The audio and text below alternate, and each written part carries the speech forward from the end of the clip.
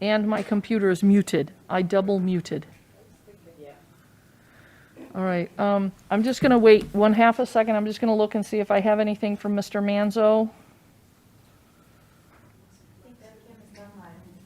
All right, I do not see a message from Mr. Manzo. So I guess we have no public meeting participants this evening. I'm just checking my email and then we'll go. All right, I have nothing from him. Maybe he'll come in late. Okay, Kim, I'm ready. Are you ready? Ready. Fantastic. Thank you. Welcome to the Beverly School Committee Standing Committee on Finance and Facilities. Today is Wednesday, February 16th. We are meeting in a hybrid model today using a remote meeting application provided at no cost to our district with captioning, allowing for remote participation and public access to the open portions of this meeting. We are also recording tonight and being broadcast and streamed by the wonderful BevCam. Thank you, Kim. On June 16th, 2021, Governor signed Chapter 20 of the Acts of 2021, and on February 12th of 2022, he extended the provisions to, among other things, allow public bodies to continue to hold meetings remotely until July 15th, 2022. This specifically suspends the need for a quorum and the chair to be physically present and asks our body to use technical methods to allow safe public access to our meetings.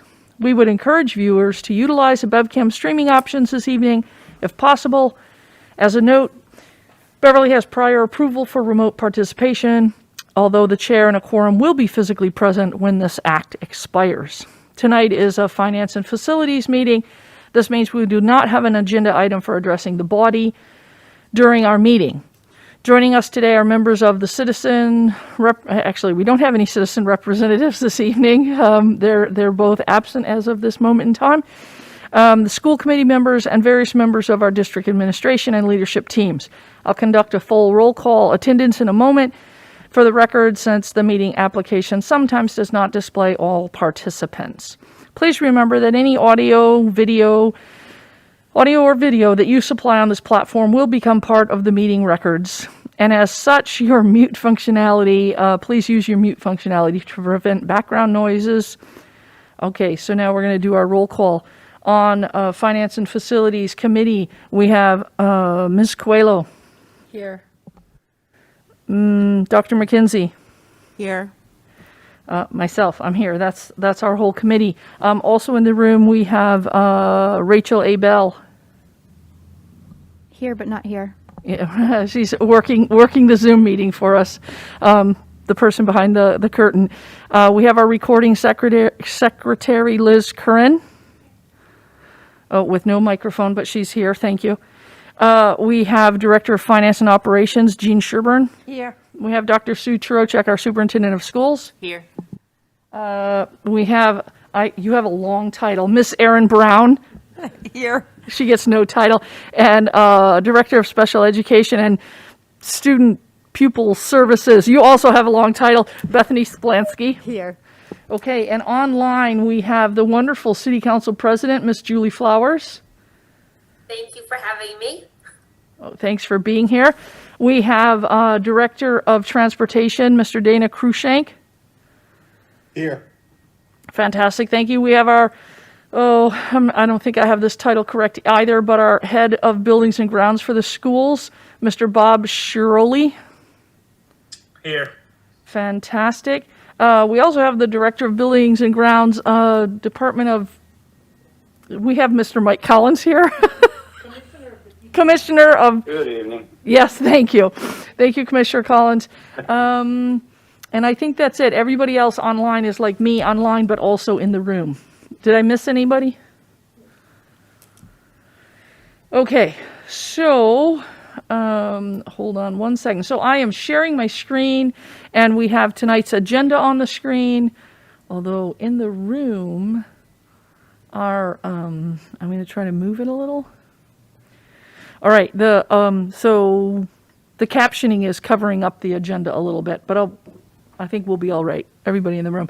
So our first order of business is approval of the meeting minutes of our last meeting, January 26th. Would somebody like to make a motion to approve those? I'll make that motion. Thank you, Ms. Coelho. Thank you, Dr. McKenzie. Here's our meeting minutes. Sorry, let me change the tab. Does anyone have any comments, corrections? Was there anything omitted on our meeting minutes that we need to correct? All right, there being a motion on the table, and we have no remote voters this evening, so we can just vote right here in person. All those in favor of accepting meeting minutes? Fantastic. 3-0, Ms. Curran. Ms. Flowers, I'm going to remind you that sometimes it's hard for me to keep my eye over on the computer to see if you raised your hand, either physically or with the emoji. So please feel free to unmute yourself and interrupt should you wish to speak. All right, the next item on our agenda is a Buildings and Grounds update from our Commissioner of Public Services, Mike Collins, and Bob Shiroli, Director of the Public Schools Division. They're both online this evening, which is a treat. They're both in our meeting, but usually we just talk about the report, and the agenda even says a report only. Yes. So the report, the B&G report, is actually, let me share that on my screen, was in our packets. And does anybody have any questions about that report? Especially because we have our two wonderful B&G gurus here to whom we could ask questions. Julie, I'm looking at you. This is I remembered to look this time. All right, none? I do have them online for other items that are going to be under the administration updates, so they're going to stay online. Oh, okay, for that purpose. Okay, fantastic. All right, so that we don't vote on that. That's just we review what's happening in our schools relative to the buildings, and we talk about it if we think that there are things that need to be talked about. Okay, so now our Director of Finance and Operations is going to give us an update, and I am going to show the slides that she will be speaking to. All right, I think we're good to go there, Miss Jean. Okay. So this evening, we're going to be discussing summer school salary rates that I have Ms. Brown and Ms. Blansky here if there is any questions on specific rates there. We have some new positions that we're going to be bringing forth, and one of them does pertain to the Buildings and Grounds Department. That's why I have the gentleman online. And then we're going to be talking about 2 grants to be accepted. And then I have some information that I'd like to discuss about transportation costs and snow removal costs. Those are 2 areas that we have had some difficulty within the budget with this year. And then Ms. Brown is going to be talking about the substitute coverage update that was asked about at a previous meeting. And then I'll be discussing the financial reports. So if we can go to the next slide.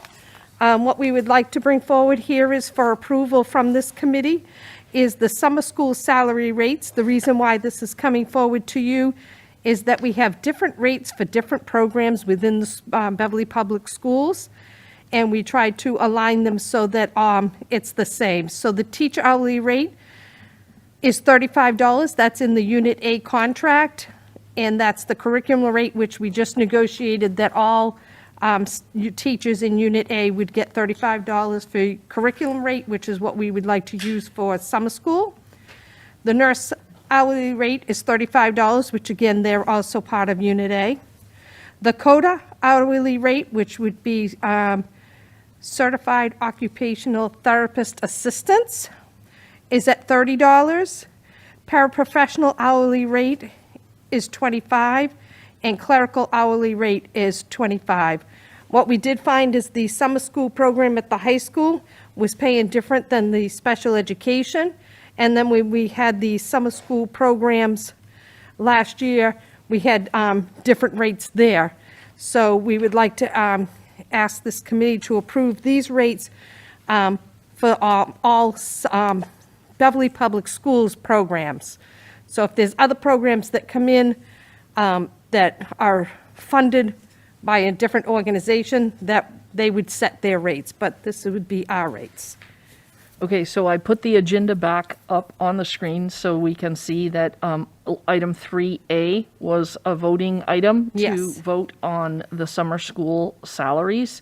And now I'm going to go back to our presentation, and I am looking around the room.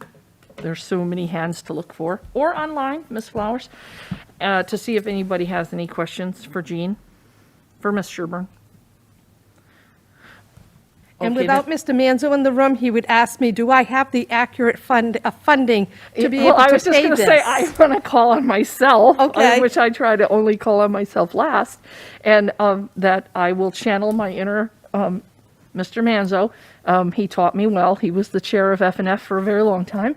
And yes, that was my first question. Where would these increases, where is the funding for the increases? So the funding would come from the special education program and/or if there's after-school programs that the schools are going to have, their funding sources would have adequate funding for this. And the high school summer school program has adequate funding. Okay, and how about, do we have, you said that there were different rates being paid. Do we have an approximation of what the, average, could I have another column approximately here to say, you don't have to make a new slide, but maybe just verbally tell me what the values had been? Yes, so I do believe that the hourly rate was 27 for the teachers in some programs, and 30 in other programs, and 35 in third programs. The nurses' hourly rate fluctuated between 30 and 35. The coda was a new, we actually had codas for the first time in the summer school program, and I do believe that was 27? 26. And the paraprofessionals were at 19 in one program, and the other program didn't have any paras. And the clerical rate fluctuated from $17 to $19. So this would be a bumping into those. And what it was really crucial for me is that we didn't want, paraprofessionals in one program not being able to get them because they're competing against other programs, and it should be all uniform. And the first two, the teachers and the nurses, that rate, that new higher rate is contractually obligated, correct? Yes, so we put in the contract that it's the curriculum rate. So summer school rates are not contractually obligated, but that is the curriculum rate for teachers for curriculum work. Summer programs, am I correct, Bethany? The Yeah. summer programs are not in the contract. However, we're honoring the rate that we determined in the contract for the summer Fantastic. programs. Okay. I don't have any further questions. Ms. Flowers, I'm looking at you first. Any questions? Yes? does. You have to unmute yourself. Yes, thank you. I was just curious, and I apologize if I just missed this in a small amount of chaos with my 10-year-old and my dog next to me. But I understand that these are not contractually obligated, but that the summer rates in the contract, it talks about them being the curriculum rates. Is it most typical that any summer school programs are all staffed by Beverly Public Schools employees, or do we ever have occasion to hire just summer school employees?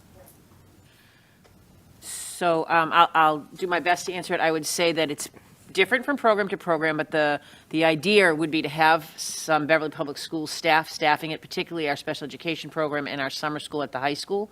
Our summer acceleration academies are typically staffed by staff as well. That doesn't mean that there's not an outside person sometime, but we were really working to eliminate the competition between programs, because we had a situation last year where there was a higher rate at a different program, and so last minute people were jumping to the other program, and that caused vacancies at this, so we're trying to make sure that there's no competition among programs, that we have, it's just as lucrative or desirable to work in any of the programs across the district. Okay, I'm looking, are there any more questions? Ms. Flowers, are you all set? Yes, that was really helpful. Thank you. Okay, so I'm looking for a motion to approve these new rates. A motion to approve the new rates. Thank you, Dr. McClinsey. I'll second that. Fantastic. There's a motion and a second. Any more discussion? All those in favor? Fantastic. That passes 3-0. Liz? Okay. You want to go to the next item on the agenda next- or scroll? We'll go on to the next slide. Okay. And the item I have here is, these would be new positions. So as you know, at the last F&F, I got us up to speed on our FTE count. So these are new positions that would be added to the FTE. We have 3 special education positions that are going to be, excuse me, funded by savings in the special education tuition. So when we're talking later on about the expenditure report, you'll see that our costs, we have some savings in there. Some of it is based on that we've had, we prepaid tuitions last year, and we have a few people that have come back to the district, which has saved some money in the program. What did happen here is when we met with the principals, talking about what their needs are for next year, and their needs already is within the special education department at the Cove and the North Beverly schools, is that they would like to have an additional teacher. Since we have savings that we can see that will be savings this year and would be continued in next year in our tuitions, we're moving forward to ask for those 2 positions to be filled now so that we actually have good hiring so that we can get some people that set up for next year. And then the 3rd position in special education is a school adjustment counselor at the high school. The need, again, is immediate, and they need it for next year, and we have the funding for the positions and the health insurance within our existing budget. So, of course, this year, it's not going to be as high because we're near, I think we just had the 100th day, so only 80 days left. So I have those 3 special education, and so if we want to vote on those, or if we want to just go on with the other 2.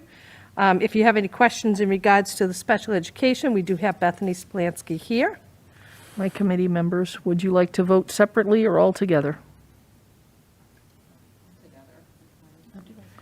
All together? Okay, please keep going. Okay, so the next one we have is an interventionist at AIRS, and this one will be ESSER funded. So we do have the ESSER 1 grant that'll be ending this year. We have the ESSER 2 that funding is for this year and next year, and then ESSER 3. So we do have the funding for the position and any health insurance that may come with it.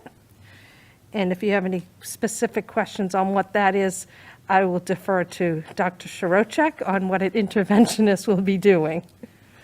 Okay, I'm looking. Yes, you have a question? Please do. No, I'd just like to know a little bit more about the interventionist.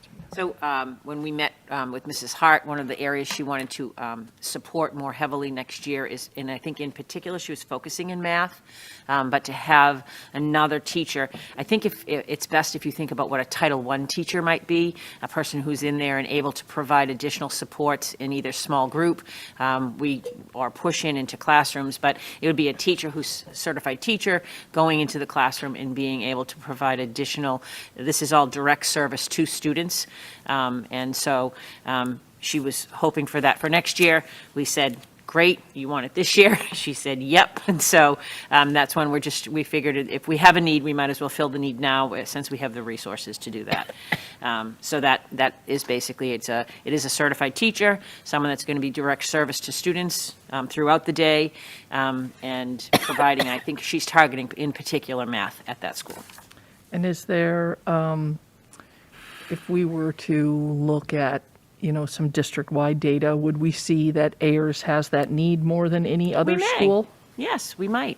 We might. Yeah, well, I mean, so the good news is that we were holding a lot of these budget meetings in conjunction to the time when they were doing their data meetings. So they were utilizing some of the data that they have, looking for areas that they needed support in, and looking for ways to sort of strengthen their instruction and do some targeted supports for either student groups or, in content areas. And so it arose, I think, from her work with her data and taking a look at it and knowing what the needs in that building are. So, yeah. Okay. Oh, wait a minute. Mr. Am I allowed to Manzo call has on just you? No, I'm not. I'm just letting you know Mr. Manzo has joined the virtual Oh, meeting. fantastic. Welcome, Mr. Manzo. I don't see him in my little picture box, but okay. Mr. Manzo, I will say to you what I said to Ms. Flowers. I can't see everybody on my screen, so if you have questions, I encourage you to maybe visually unmute and then just say something, okay? Okay, thanks. Oh, okay. Oh, look, there you are. Excellent. Okay. All right, how about the last one? And then we'll- the last position that we're asking to put through is an HVAC technician for the Beverly Public Schools. Primarily will be focused on the public schools. This one is ESSER funded. As you know, we put into our ESSER 3 funding that we're going to be looking at HVAC updating. And I do have Mr. Shiroli and Mr. Collins online that they can talk a little bit more about it. We do have a plumber on the city side that handles all of the city, including the schools. But Mr. Collins has probably a little bit more that he can say about why he feels that we need this now and the savings that we have this year based on watching our energy consumption. All right, before I look to my fellow committee members or online, I will say that, is this in essence replacing Mr. Parker?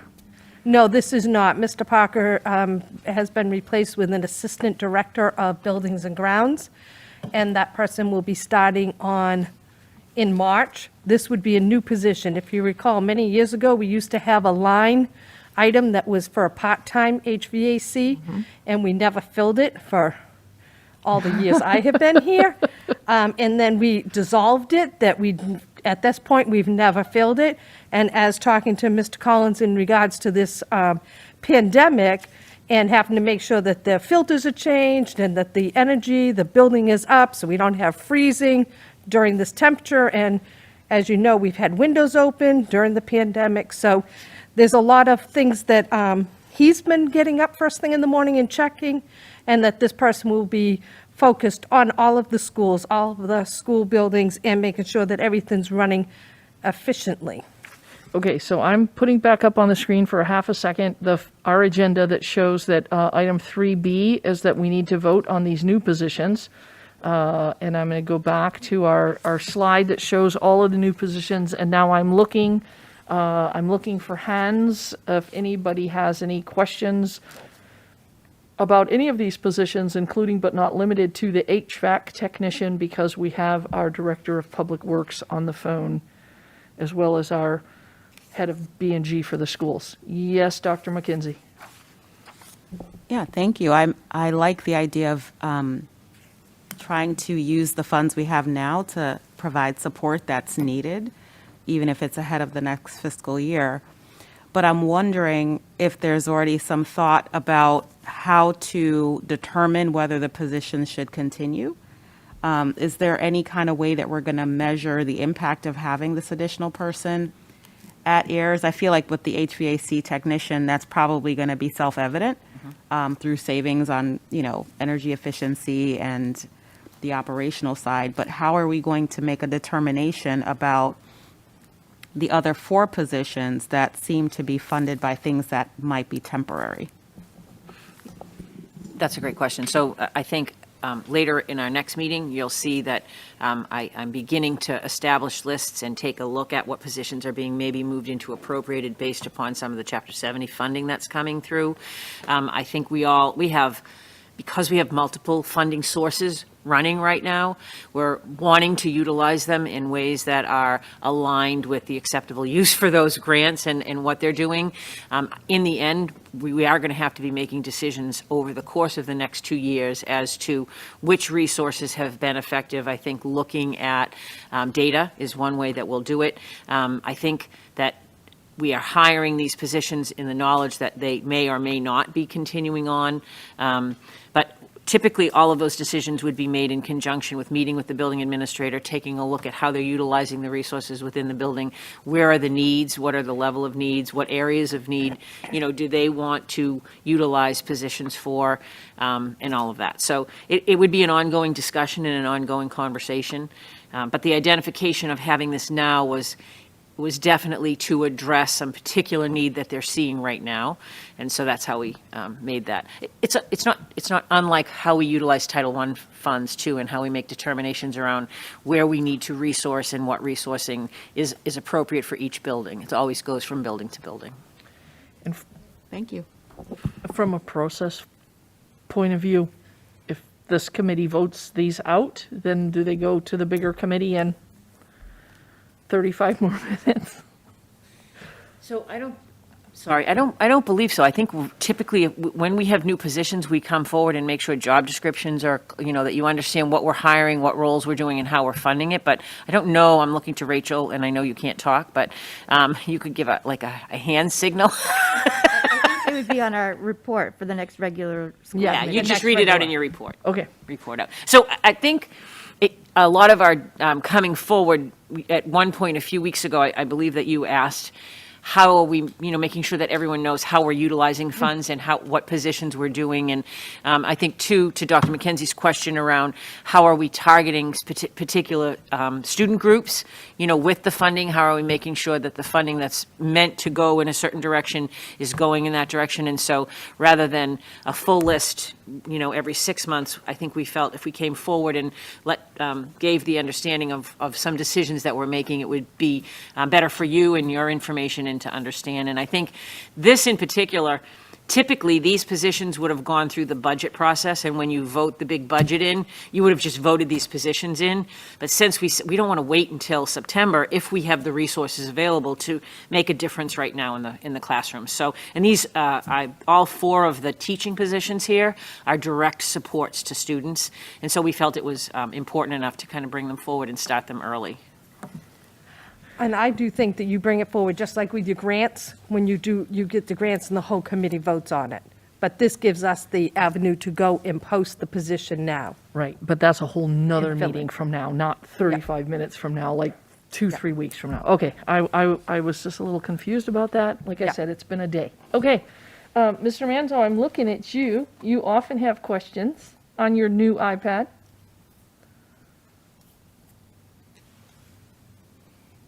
It actually isn't a new iPad.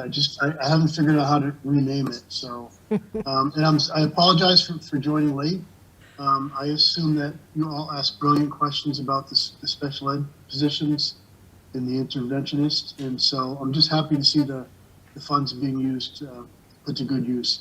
The HVAC technician position, that's district wide. And so I assume that'll be a help in all the buildings. Mr. Collins, that would be a question for you. Yeah, absolutely. Yep. There's we just feel that there's such a great need for it, and it would be a tremendous benefit to all of us who, like I mentioned in the last report, and as the chair mentioned, that we wake up early and we're, the whole group of us are logged in and paying attention to things, and it's a lot. And particularly, I just want to take 2 seconds to give a shout out to Mike Parker and all the 7 days a week that he had put in for his tenure here. So without Mike, in addition, it's really something that'll be a huge benefit to us and the district to have an extra set of hands. Okay, Ms. Flowers, do you have any questions? Nice, okay, Ms. she Visnick? said no. Ms. A Visnick? little head bob of no. Yes, Dr. I just wanted Trocek? to clarify for the group. I know that Jean mentioned earlier the ESSER grant and repair or work to be done to HVAC. One of the items that we have put into ESSER 3, which just recently received approval, is the replacement of HVAC units at the elementary schools. So in particular, that was what prompted the conversation about that's a lot of work that needs to be done and looking for other people. So I just wanted to share that, there's a major project coming for that. Just the units themselves it's not construction, it's just replacing the actual units with ESSER funding. So I just wanted to put that out there so that everybody had that on their radar. Cool. All right, any other questions? All right, I'm looking for a motion to approve these positions. I'll make that motion. Thank you, Ms. Coelho. Second. Thank you, Dr. McKenzie. Any further discussion before we vote? Because Mr. Manzo has joined us remotely, we need to vote by roll call. Mr. Manzo, I'll call on you first. Aye. Oh, we log that as a yes, right? Dr. Yes, McKenzie? yes. Dr. McKenzie? Yes. Ms. Coelho? Yes. Myself, yes. That passes 4-0, Liz. Thank you. I'm just going to Move go to- back to the agenda for a half a second. We're still in your report, and then we'll go do our typical business of revenues and expenses. Yes, correct? and while we're doing the report, the next item I have is grants, 2 grants that we received. I'd like to vote on it while I'm talking here instead of later on near the tail end of the meeting, just in case we go over. All right, so I'm just going to, again, put the agenda up on the screen. Let me make it a little larger for people trying to follow along at home. So under the 4th item on of our agenda, when we go over the reports from the Director of Finance and Operations, one of the items is to vote on transfers and to vote on grants and gifts to schools. So as we go back to this report, here's our slide that talks about grants.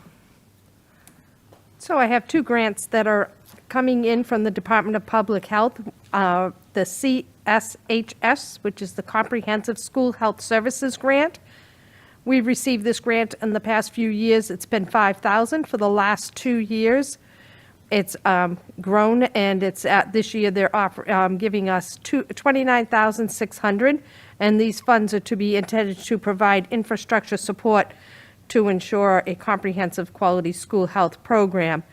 Our plans for this is to pay for part of a per diem school nurse that we're using during the COVID and as substituting nursing. And we're looking to purchase a vision testing equipment from this grant for $29,600. The Department of Public Health also offers a CSHS Workforce Investment Grant. We received notification on this grant. It's $100,000 for this year, and it goes into a second year of $100,000 also. And the goal on this is to pretty much the same thing as their first one, but it really looks for salaries. And this one here will be hiring a school nurse, salaries and fringe benefits. This one is federally funded, so we do have to pay into MTRS. And because it's a full FTE nurse, we would offer health insurance benefits that would be covered by the grant. And then there's stipends for any additional hours that the nursing staff has to do, especially with the COVID testing that we've been doing in data reporting. So I'm looking for approval of $129,600 for the grants. All right, Excuse me. before we can begin discussion, I need a motion.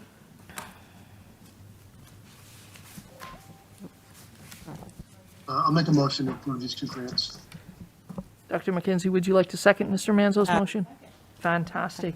All right, open for questions. Do I see hands? All right, I'm going to call on myself and ask, with the second bullet, with the $100,000 hiring a new nurse, do we expect that that would be a position that would continue after that grant runs out? I think at that time we'll be discussing, so as Dr. Shorchuk will be talking about all of the funding that is with the ESSER. So this actually, we've hired this staff, and it was going to be charged to one of the ESSER grants. But because this came in after, and it has to be used by June 30th of this year, we shifted it from ESSER onto this grant. So going back to that, it originally was going to be under ESSER, we would be looking at that. So what we are finding is, because we do have these two COVID nurses currently on, working in our district on charging to ESSER, we've been utilizing them as substitute nurses. So I do feel it's something that Ms. Elder will probably be looking for in the future after ESSER is gone. Do we have any need that we can have a nurse that can shift to it? So right now, utilizing these 2 people, and really this is just going to be changing the funding. We're not going to go out and hire 2 new people. That she's aligning them, that 2 of them go to 2 elementaries, 1 goes to 3 elementary, the preschool too. So therefore, we know that, if there's a need of absenteeism, they can do that plus help with, the testings. Fantastic. So- I'm looking at my two friends online. Do you have any questions? I have two no wiggly heads. In the room, do we have any additional questions? All right, there's a motion on the table. We have to do a roll call vote. We'll try to go in the same order. Mr. Manzo, Yes. Dr. McKenzie, Yes. Ms. Coelho, Yes. me, yes, because who would ever say no to free money? That's right. Fantastic. That passes 4-0, Ms. Curran. Okay, and the next item I have is the homeless and special education tuition, transportation costs. So I have a little blurb here to talk about that we need to make some transfers. And the homeless transportation update is that we're estimating that we're going to need an additional $95,000 into the NI 375 contracted services account for expected homeless transportation costs for the remainder of the year. Currently, we have 65 students, and we transport 33 of them ourselves internally, and that the other 32 are transported by vendors, and the costs have increased significantly this year. I am going to be able to fund this from other areas in our budget, so as the committee is, I'm sure, well aware, that, there's only so many reasons that we can go to the city council if we don't have funds, but the funds would be as if we don't have enough money within our budget. We wouldn't go to them just for one line item. So I am looking further, when you see the transfer further on, I've outlined that that's going to be coming from the health insurance line because we didn't have the enrollment that we had forecasted. I believe that part of that is that people had, some younger teachers that we've hired may be still on their parents, or it may be that they're on their spouses elsewhere, but we did forecast that all the new hires would take health insurance, and we found they didn't. So I do have the funding for that, which we can vote later on in the transfer. But I did want to bring it to the committee. As you know, each month when I talk about the expenditure report, this was an area that we've gone and we've calculated out. Now, this could possibly change by the end of the year. We may have some students that, find placement and they're not homeless. Or it could be that they don't attend school, that the cost may be less. But this would be the maximum we'd need, and I do have the funding, so I'd like to do that transfer after this meeting. The second area, excuse me, is the special education transportation costs have also increased, and we currently have 66 students that are transported to out-of-district placements. We transport 22 of them.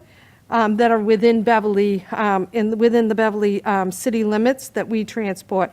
And we hire 44, we have hire vendors for transporting 44 of the students. And we are estimating that we'll need to transfer, and yes, that number is true, $414,000 from the special education tuition account to the transportation account. Normally, I would not need to bring this to school to you because it's an SP and an SP, but because of the magnitude of it, I felt it's best for me to come forward and let you know about it. We are well aware of it. Ms. Splansky is here if you have any questions, but she's hearing the same thing that I'm hearing from the business managers, that she's hearing from her special education directors, that is a cost. As you know, it's hard to get drivers and stuff, so that we do feel that. We have had to transfer each year into that account, so this account, you don't want to over budget and have a surplus, but we've been able to have the circuit breaker account that we could fall back on. But since we did have the savings within the tuition, we might as well use it to keep within special ed. But I do have that later in a transfer. We could move that up if we want to approve that while we're here. Right.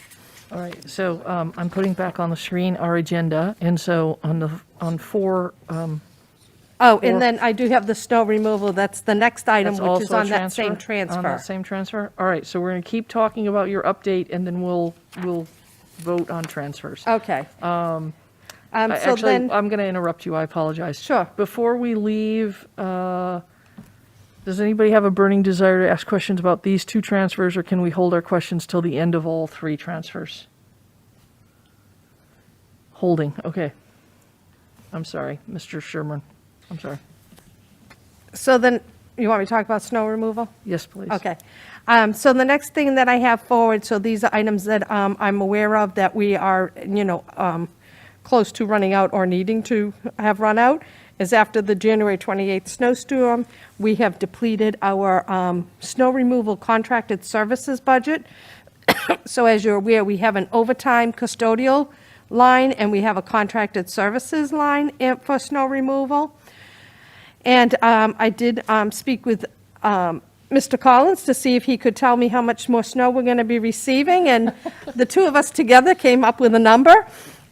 So we're thinking we're going to need to transfer $50,000 for the contracted services line to cover the needs for the remainder of the winter. Of course, if we get hit with some more significant snowfall like that last blizzard, then I may have to do more. But I did have the funding under the health insurance to be able to cover that. So we're looking for that. As you know, in the past, if the FEMA or MEMA declare that a storm is covered by that, Mr. Collins usually takes my invoices so that when we do get some funding, it comes in. We have not heard that this storm, and I do know that it was not declared an emergency, which is usually when we know that. So this last storm pretty much ate up the budget, and then, so I'm just going to ask to transfer $50,000 and hope that the groundhog was wrong and that spring is coming and staying. Supposed to be 60 tomorrow. Okay, so I am looking for a motion for this batch of transfers that I've shared on the screen, and then we can open it for discussion. So moved. Thank you, Mr. Manzo. Okay, second. Thank you, Dr. McKenzie. Okay, I am looking for hands for questions. All right, I'm gonna alternate back and forth in between the presentation and the actual numbers on the screen. I have a question. I can call on myself.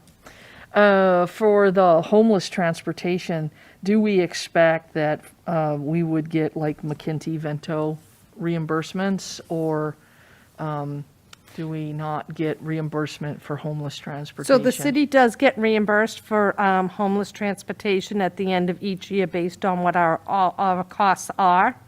And I would take it that Mr. Ailes takes that into consideration when they give us funding for the, the next year.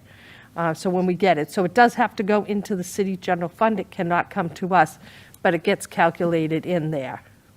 So, And we also don't always know what percentage of it gets funded. So it's sort of like one of those things where there's a target at what they would like to fund. It's not always fully funded in that. And I think I don't know off the top of my head what they target, but they always don't even reach the target that they have for that. right, almost like Chapter 70, right? So do we think that this number is higher because we have more homeless students, because the costs have just skyrocketed, or a combination? I don't think we have more in numbers. The transportation costs themselves, because we have run out. I think NRT is not even available as a vendor for us for some of these smaller runs. These are runs that are often, just one or two going in different directions. So there's a shortage of vendors, and the vendors that are doing it have raised their prices astronomically. So I don't think I'm not seeing that we have a rise in the number of homeless students. Okay, fantastic. And for the special education transportation costs, might these additional costs trigger the extraordinary costs? I'm looking at you in the back row, Ms. Volansky. Do you know, I don't think I'm using the right words. Can you unmute before you answer? Yes, you are using the right words. It's extraordinary relief, but it will not trigger extraordinary relief for us. So we won't get any additional reimbursement. This is just like we have to deal with. I mean, I'm asking because it's a significant amount of money. Yep. So It would seem on just the basis of the number $414,000, that would be an extraordinary additional cost. Yep. So it won't trigger extraordinary relief, but it will impact our circuit breaker reimbursement. So now circuit breaker, the formula does include transportation. So when we submit our circuit breaker reimbursement, we'll receive reimbursement on some of that transportation cost. Okay. Yep. And that's always a year delayed? Correct. Okay. I also think that's coming in increments too, right? So it's at 25%, going to 50%, going to 75%. Okay, so I'm looking for any more hands, any more questions? All right, there is a motion on the table. Roll call, Mr. Manzo. Yes. Thank you. Dr. McKenzie, Yes. Ms. Coelho, Yes. Lorinda, myself, yes. That passes 4-0. Ms. Curran.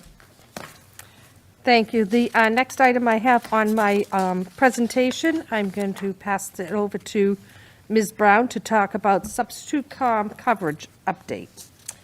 Hi, everyone. A couple of meetings ago, the committee asked us to look at just substitute information and what it would look like if we were to increase the pay for substitutes. So I'd like to preface this with, I'm not sure where the title went and when I put it on the slide, but this is classroom teacher data. It's not paraprofessional data and so forth. This is looking at actual classroom teachers. So the average fulfillment rate for substitutes from September through December was about 80 to 85%. And we, all the classes are always covered, so it's 100% really, but looking at using substitutes for those vacancies and those absences. January with the spike, obviously that was a lower rate of 50%. We used a lot of teachers during their prep times, paraprofessionals and so forth to make sure we had 100% coverage for classroom teachers. February, we have seen a rise again in our ability to fulfill the absences.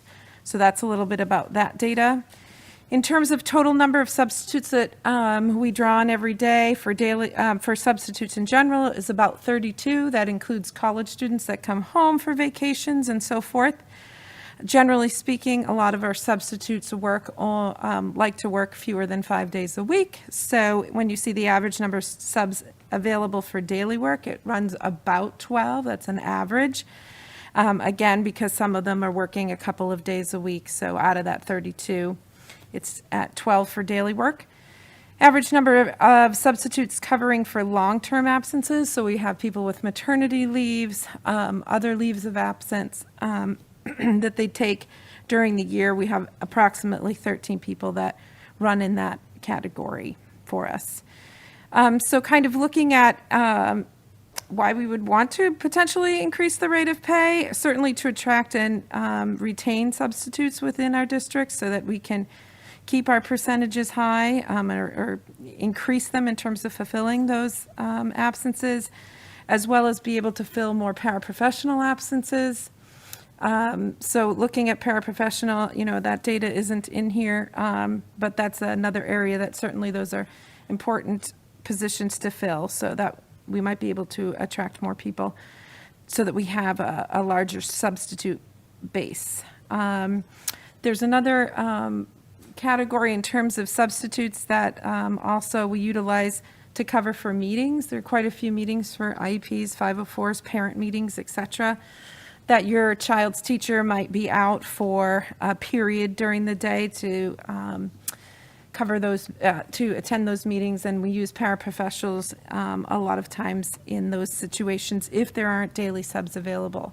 So we've also kind of looked at this year how we can kind of attack that a little bit differently, and that is looking at having kind of daily subs in the building that we can hire that could then certainly move around the building that the students would be much more familiar with and be able to substitute in order to cover all of those meetings that occur during the day, because there are quite a few of those that happen, especially at the larger schools like the middle school and high school.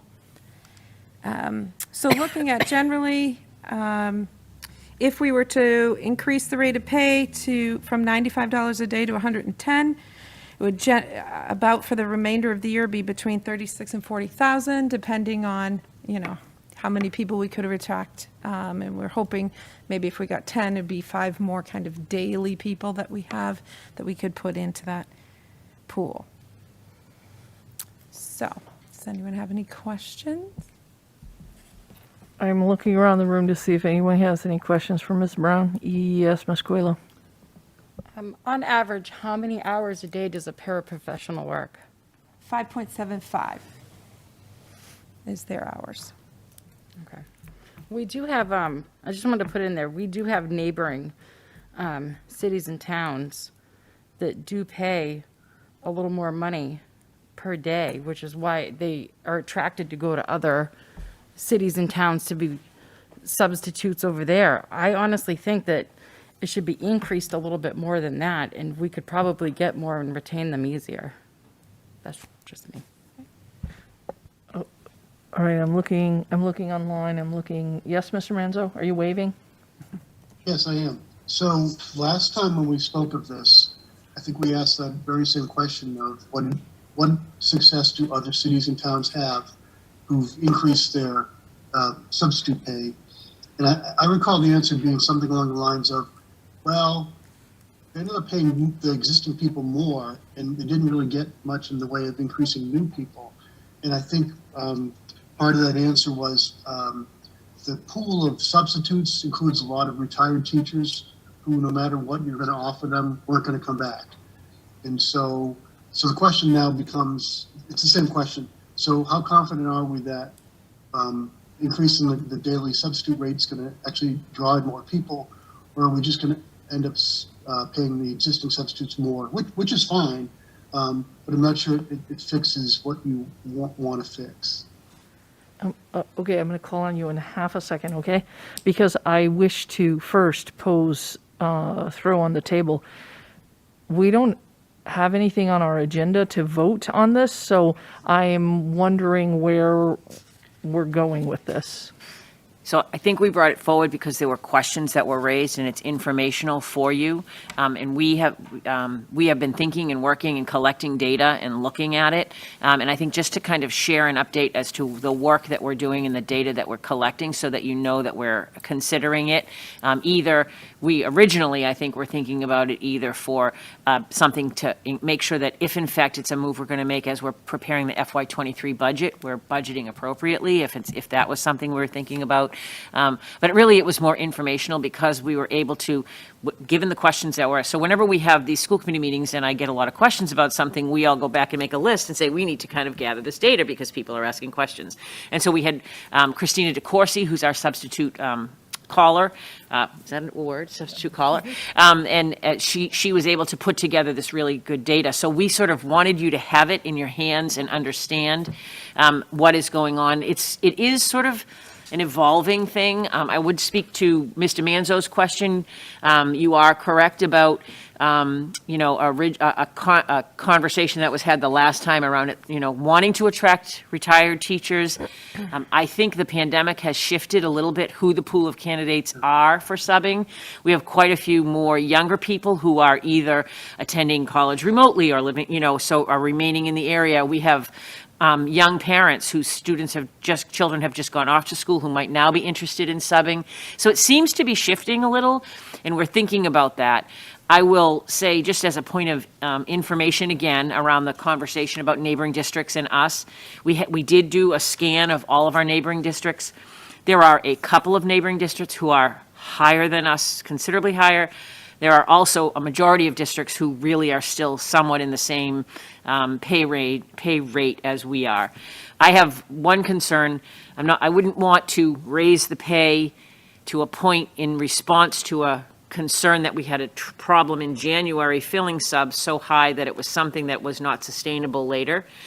But looking at the position and trying to determine what we could do and how it would work if we could attract more people, and what was reasonable to think about, that's sort of where we're toying around with just bringing you forward sort of to give you a ballpark, if we were to raise it $15, then it would probably be approximately $33,000 more, just so that people, as they're thinking about it, have that information in their head. So that's really, it was really brought forth as an informational sharing and in response to the questions that were raised the last time we had this conversation. And it is interesting that in the last few, probably 2 or 3 weeks, we've had more people now inquiring about becoming substitutes in just the last couple of weeks. So I think people are feeling maybe a little more comfortable to come back. Okay. All right, so this is not a voting item. We don't have anything to vote on, so. I think if we, as we come up with some kind of a proposal, we might come forward with a proposal and put it on an agenda as an item, whether it's the regular school committee or as part of the budget process or some of those things, so. Right, I mean, I've said before, I think we need to try to do something, because if we just look at the data and we say, on average, we have this level of absences that are not filled, and then we have to take from somewhere else, and every time we take from somewhere else, so we don't have an empty classroom, something else is suffering in some form, right? You know, whether it's a para, and that means some services need to try to be made up later, then that's going to be a stress later, right? Maybe we're just kicking the can down the road a little bit, or maybe we're, you know, just adding to the burden when somebody really should have a prep period, and they say, okay, well, maybe I'm going to get paid for this. Okay, I'll like the extra money, but, you know, we know that it's not sustainable to work a gazillion hours week after week after week. Right, and so our staff is just as stressed as our administration, as our students, right? So if we could do something to try, and from my point of view, if we can afford that amount of money, we should at least try to do this, as opposed to not doing anything and continuing on the path that we're on, which we know is not sustainable. So I appreciate the fact that you brought this forward, and hopefully we will see something moving forward. All right, so we have a few more things on Yes, our. so the one thing that, because we're down to about 3 minutes, I do need you to pull up the gifts to schools, but that requires a vote. Okay, I'm looking.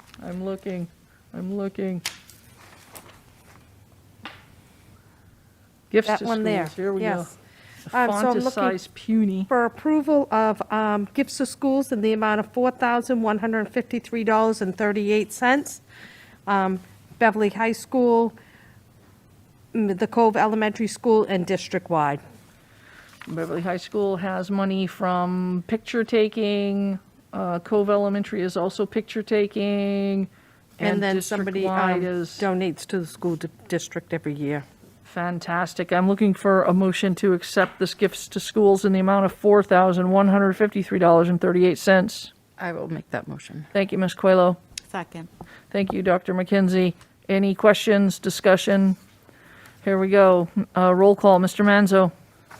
Yes. Thank you. Dr. McKenzie. Yes. Ms. Coelho. Yes. Me, yes. That passes, Ms. Corinne, 4-0, because who would ever say no to free money?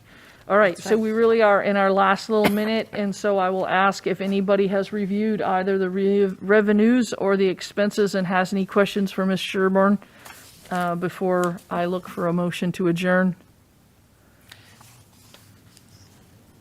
Ms. Flowers? And I would just like to say that if anybody does have any questions, then they can call me in the office and we can discuss any particular line. Okay, that's fantastic. Ms. Flowers, I'm looking at you because I haven't looked at you in a long time. Thank you. I'm all set though. Okay. Anybody in the room? Okay, in which case I am looking for a motion to adjourn. So moved. I moved. Thank you, Ms. Coelho. Thank you, Mr. Manzo. This too has to be a roll call vote. Mr. Manzo, Yes. Dr. McKenzie, Yes. Ms. Coelho, Yes. myself, yes. Thank you very much, everybody. We're adjourned.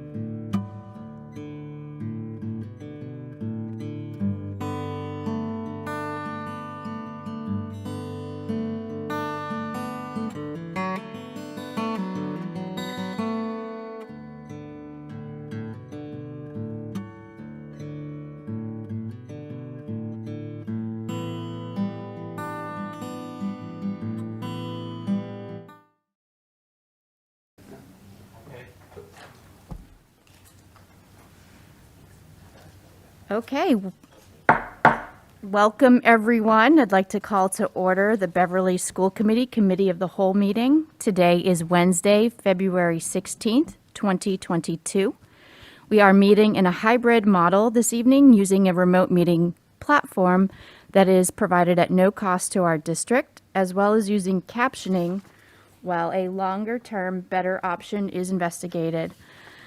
We are recording this meeting tonight, as well as being broadcast and streamed by BevCam. Thank you, BevCam. On June 16th, 2021, the governor signed Chapter 20 of the Acts of 2021, and on February 12th, 2022, he extended provisions to, among other things, allow public bodies to continue to hold meetings remotely until July 15, 2022. This specifically suspends the need for a quorum in the chair to physically be present and asks our body to use technical methods to allow for safe public access. We would encourage viewers to utilize the BevCam streaming options this evening if possible. As a note, Beverly has prior approval for remote participation, although the chair and a quorum would be physically present when this act and an extension expires. Tonight is a committee of the whole meeting. This means we do not have an agenda item for addressing the body. Joining us today are members of the school committee and various members of the district administration and leadership teams. I will conduct a full roll call of attendance in just a moment for the record. The meeting platform sometimes does not display all participants, and we ask that all participants display real names. Also, please remember, for our remote participants, that any audio or video that you supply on this platform will become part of the meeting record, and as such, we encourage you to use your mute functionality to prevent background noises. I would now like to conduct the roll call vote to ensure that everyone is able to both see and hear us this evening. Mayor Mike Cahill. Here. Ms. Kimberly Coelho. Here. Dr. Kenan McKenzie. Here. Ms. Karen Robinson. Here. Dr. Jeffrey Silva. Here. Ms. Lorinda Visnick. Here. I am Rachel Abel. We are also joined in person by Dr. Suzanne Chirocek, Here. Dr. Dorothy Flaherty. Here. Ms. Jean Sherburne. Here. Dr. Andre Morgan. Here. Ms. Aaron Brown. Here. Ms. Bethany Splansky. Here. Online this evening, we have Dana Krushenk, Here. Ms. Jody Elder, Here. and we are joined from the city by City Solicitor Stephanie Williams. I'm here. Okay, great, we can hear you. We also have Commissioner Mike Collins.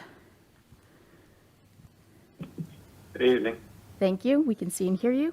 I'm just letting a few more participants into the meeting. We have Arena Keefe, who has joined us on the city side. Can you just confirm, Irina, that you could hear us this evening? Hello, everybody. Yes, I can hear you. Okay, great. While I'm looking at the remote participants, let me just also acknowledge Mr. Paul Manzo is still with us. He is our citizen rep to the Finance and Facilities. We also have Mr. Fred Hops in attendance. And two of our agenda items, I see Mr. Andrew Bernstein and I thought there's Dan Voss. Ms. Curran, I'll confirm all the names with you at the end. I think that gets the circuit there. We're joined in person by our City Finance Director, Brian Ailes. I think that's all we need for the record at this point, and I will monitor the online platform to see if we have any other participants wanting to join us. Okay. The full committee is here in person, so we will just be able to do our normal votes. And with that, the first order of business is the Pledge of Allegiance. And I'd like to ask Dr. Silva to lead us in the pledge this evening. To the flag of the United States of America and to the republic for which it stands, one nation, under God, indivisible, with liberty and justice for all. Thank you so much. Our next order of business is to take a look at the meeting record of January 26, 2022. This was our committee of the whole, and I'd entertain a motion to approve this meeting record. So move. Thank you, Ms. Bisnick. Second. Thank you, Dr. McKenzie. Were there any edits or corrections that a member would like to make to the meeting record? Seeing none, all those in favor of accepting the records as written, 7-0.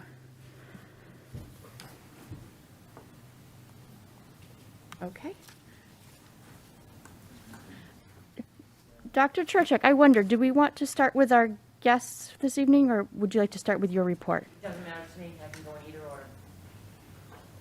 Does the Would you like to start? Yeah, would you like to go first? Do you want us to- well, I'm sorry, I'm just realizing now, that there's some people that might not want to spend the entire evening with us this evening. So why don't we, we'll just go to 4A for their first order of business, and we welcome Mr. Voss and Mr. Bernstein, as well as Mr. Ailes and Solicitor Williams. Do you mind, Madam President, if I just frame quickly? Sure. So, so as you see from the agenda item, this is the multi-site solar project that we've been working on now for several years, that this school committee has had presented on before, but not everybody here was here then. So Dan Voss and Andrew Bernstein of Kearsarge, our partner and developer of this project, will present. Mr. Ailes will also help walk through some of the detail. And then the rest of the city officials, as the president acknowledged, are here, are all available to answer questions. It's our hope, but it certainly relies on the comfort level of the school committee on whether you find yourselves ready to vote this evening. If you can be, that's great. I certainly hope that all the materials all the questions you have, we're able to answer, but we'll see as we get started. So just with that, I'll turn it. Thank you, Madam President. Back to you and over to the team at Kearsarge. Okay. Well, yeah, thank you very much for providing in advance the slide deck. I don't know, Mr. Voss, if your intention was to walk the committee through. We do have a couple of new members since the last time we met. Oh, we're not hearing you.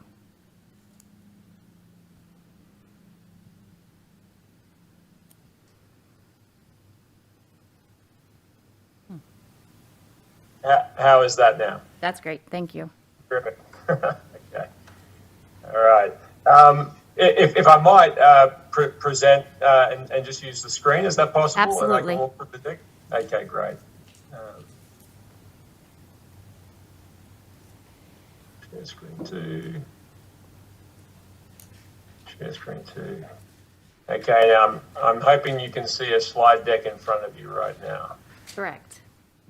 All right, terrific.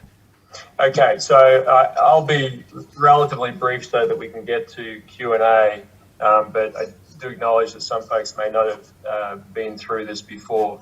So feel free to stop me to ask questions at any point in time. So the last time we met was April 28th last year. We've got quite a bit done since then. We completed a negotiation with Engrid that saw us significantly reduce the cost of interconnecting these projects, which leads to more value preserved for the city. We've completed some engineering analysis on the schools, the roofs specifically, and I'll touch on that in a second. And we've completed drafting the lease which is before you today, and the power purchase agreement, which will be discussed with the City Council following this meeting. So tonight's objective, as Mayor Cahill laid out, was really just to give an update to folks on the layout, provide a schedule update, if you like, just to talk about the proposed program from here, including the construction phase, and then give a brief overview of the lease for the school committee, then to move into questions. Okay. So let me just move to this slide. So from our last meeting on April 28th, only one adjustment has been made to the proposed layout of the solar. And you'll see that is simply this is Cabot, I should note, but you'll see that is just the removal of the battery from the current plan. Other than that, the rooftop array and the canopy array are relatively unchanged. We've refined the water management solution, so we now have a proposed water management solution for the canopy. But anyone that has been following this project from inception will recognize that this is a design that has been presented to the school committee in the past. This represents around about, or a little bit over 1 megawatt worth of solar capacity. This is a little bit more of a detailed view that shows you the canopy itself, the shape of the canopy, provides you with a picture, if you like, of the side view of the canopy. This is called the east-west design, so there's a little bit of a ripple in the top here, and that's to help capture and direct the water and snow during rain events as part of the water management solution. The canopy will provide full clearance for all of the city vehicles and provide sufficient offset for all emergency vehicles. We're going to be relocating the lighting that's out in the car park, or sorry, the parking. I call it a car park. I'm just going to keep on calling it a car park. We're going to relocate the lighting in the car park to under canopy lighting and work with the city to relocate the cameras. So that is Cabot. If we move to the high school, 100 Sawyer Road, you can see once again, since our last discussion on April 28th, 2021, not a lot has changed. We've identified the preferred location of the battery, which is over here to the west, next to the storage area. If you recall, last time we met and through the permitting process, we had identified 2 different locations. One was in the very north of the ground mount solar array, and the other was this preferred location. So we've settled on this preferred location at this point. And as we moved into the detailed design of the solar system, we completed a structural analysis of the high school roof, and it was determined that we would need to eliminate the rooftop solar from the design following that analysis. And with our advanced design of the canopy, we've basically trimmed a portion of the canopy from over the center driveway here. So a few more changes with Sawyer than with Cabot. One was just confirming the location of the battery. Second was removing the rooftop array. And the third is just trimming the end off the canopies. So let me just go to the more detailed view here. So, I mean, this will be familiar to everyone. We've been proposing the long span canopies for a couple of years now, and we're now in the detailed design phase for these. It's similar in profile to what you've seen in the past. So it rises from the south to the north. So from the school to the north, the canopies will rise up. They'll have plenty of clearance, over 13.6 clearance at the lowest height. And this is a little bit of an example of what these look like. There's a little called a dual tilt. So there's a little tilt on the edge here that is used to catch snow. So that stops snow from sliding off the canopy. Once again, lighting will be relocated underneath this, and we're using a gasket design for the water management. So that's a brief overview of the designs. Just a refresher. What's probably most important for the folks on the phone is the schedule. So with approval of the lease, we'll be moving forward into procurement and the construction phase, which, by the way, will start with our team at Kearsarge, along with the facilities team and representatives from the schools. It will start with us sitting down and just discussing in detail the logistics. So this is a high-level plan, but clearly we'll be sitting down to talk about specifics in terms of dates, movement around the campus, logistics, prior to getting to the point where we commence construction. But in short, the next month or so will be focused on finalising design and then moving into the approval process with the city, the building permit approval process, which we expect will run through the end of March most likely. And then in terms of construction, we would look to do some pre-construction activity at the high school starting in May. That would be things like demobilising the existing array that's on site, potentially starting foundation work in certain areas of the car park. But then the bulk of the construction for the high school will take place across the summer holidays. Remember, the high school involves both a ground mount and a canopy. The canopy work, which disrupts the car park, is really focused on that school holiday period, whereas the ground mount will extend into the school year a little bit, but it's out of the way and up the hill, so it won't disturb operations. For Cabot, the focus has been on completing everything in the school holidays. So you'll see here we've got a start date of the 20th of June. Obviously that will slide or move depending on snow days. But we would expect to kick off as soon as we have an empty car park, and then have the site work in the car park itself completed before school gets back on the 31st of August. There'll be some work that happens after that, but not work that would be disruptive to operations or to the car parking.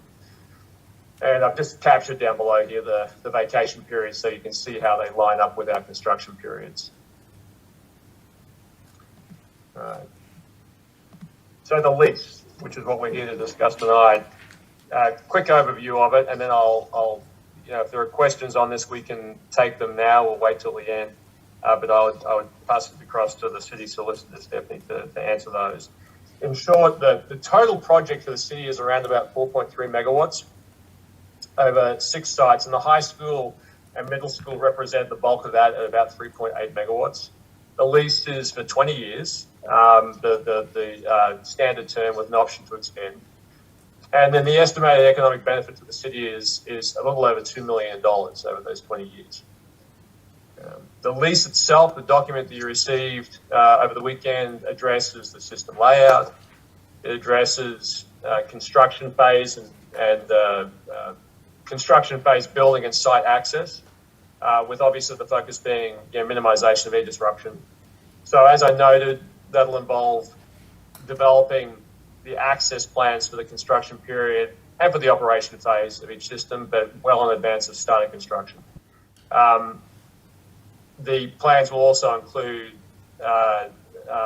instructions for issues like security, Cori-Sori checks, COVID protocol. So all of that will be laid out in advance of folks coming on the site to start work. The lease includes an allowance for building and site maintenance. So should there need to be roofing repairs, there is accommodation in the lease to anticipate that. It touches on snow removal responsibilities. So if there are situations where snow needs to be removed, the responsibility for that is defined.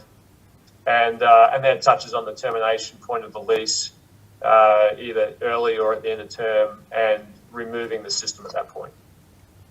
So a review of this has been completed by the legal team in the city, finance team, and the facilities team. And that's brought us to this document that you have in your packet. And the recommendation here is to approve the lease so that we can move into this detailed design phase and get busy on the planning for the construction.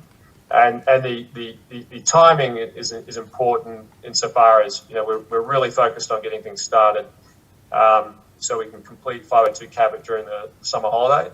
And moving through this phase allows us to place orders that will ensure we hit that objective. So I'll pop this slide up here, but I might pass it over to Brian to just talk about the estimated financial benefit to the city. Thank you, Mr. Voss, and welcome, Mr. Ailes. Thank you. Good to see you all. Let me grab a chair real quick.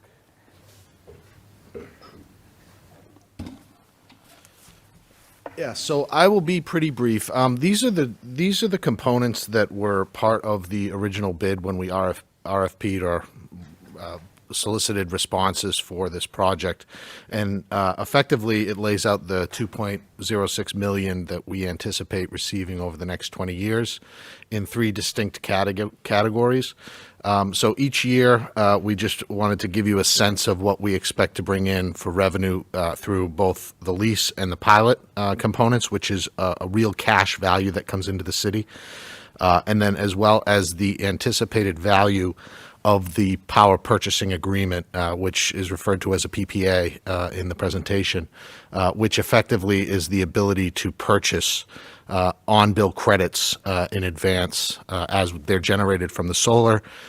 We purchase the credits and use those credits to pay our energy bills throughout the city. And so the total value of that ultimately equates to about $2 million. Right. I'll bounce through this next slide so we can get to questions. So in terms of next steps, obviously the current step is presenting here tonight and seeking approval of the lease. Following that, we would go to City Council where both the lease and the power purchase agreement would be considered for approval. And then, as I noted earlier, we move into the process of the building permits with the city and look to commence pre-construction activities in May with full construction kicking off in June. So that concludes my very brief update, and I'll pause here and happy to take any questions. Sure. Mayor Cahill. If I could add just one thing. Thank you, Dan, very much, and Brian. I just want to add that we have every intention, and certainly Kearsarge has every intention of the canopy work at both campuses happening exclusively during the summer. We all know that may happen and may not, right? And certainly it's everyone's intent. I just want to say aloud that, we've had that experience. So we've already talked about contingencies as to how to make construction during school work so that it's least disruptive. And for example, at the middle school, if we don't get everything done before school gets back in, the plan is to stage materials and vehicles off campus when schools, when the materials, for example, have to be laid out somewhere, so they'll be off campus. And we've talked about making sure that if there's a need to work on a school day, that work crew is not on campus during the roughly 30-minute key window in the morning and again in the afternoon. So, taking a break, starting later, getting off early, whatever that means. So I just want to say that aloud because, otherwise we can all ask ourselves, is it really going to all get done in the summer?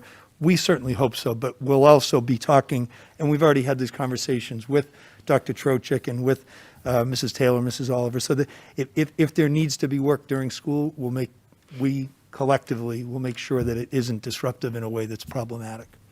Thanks. Thanks.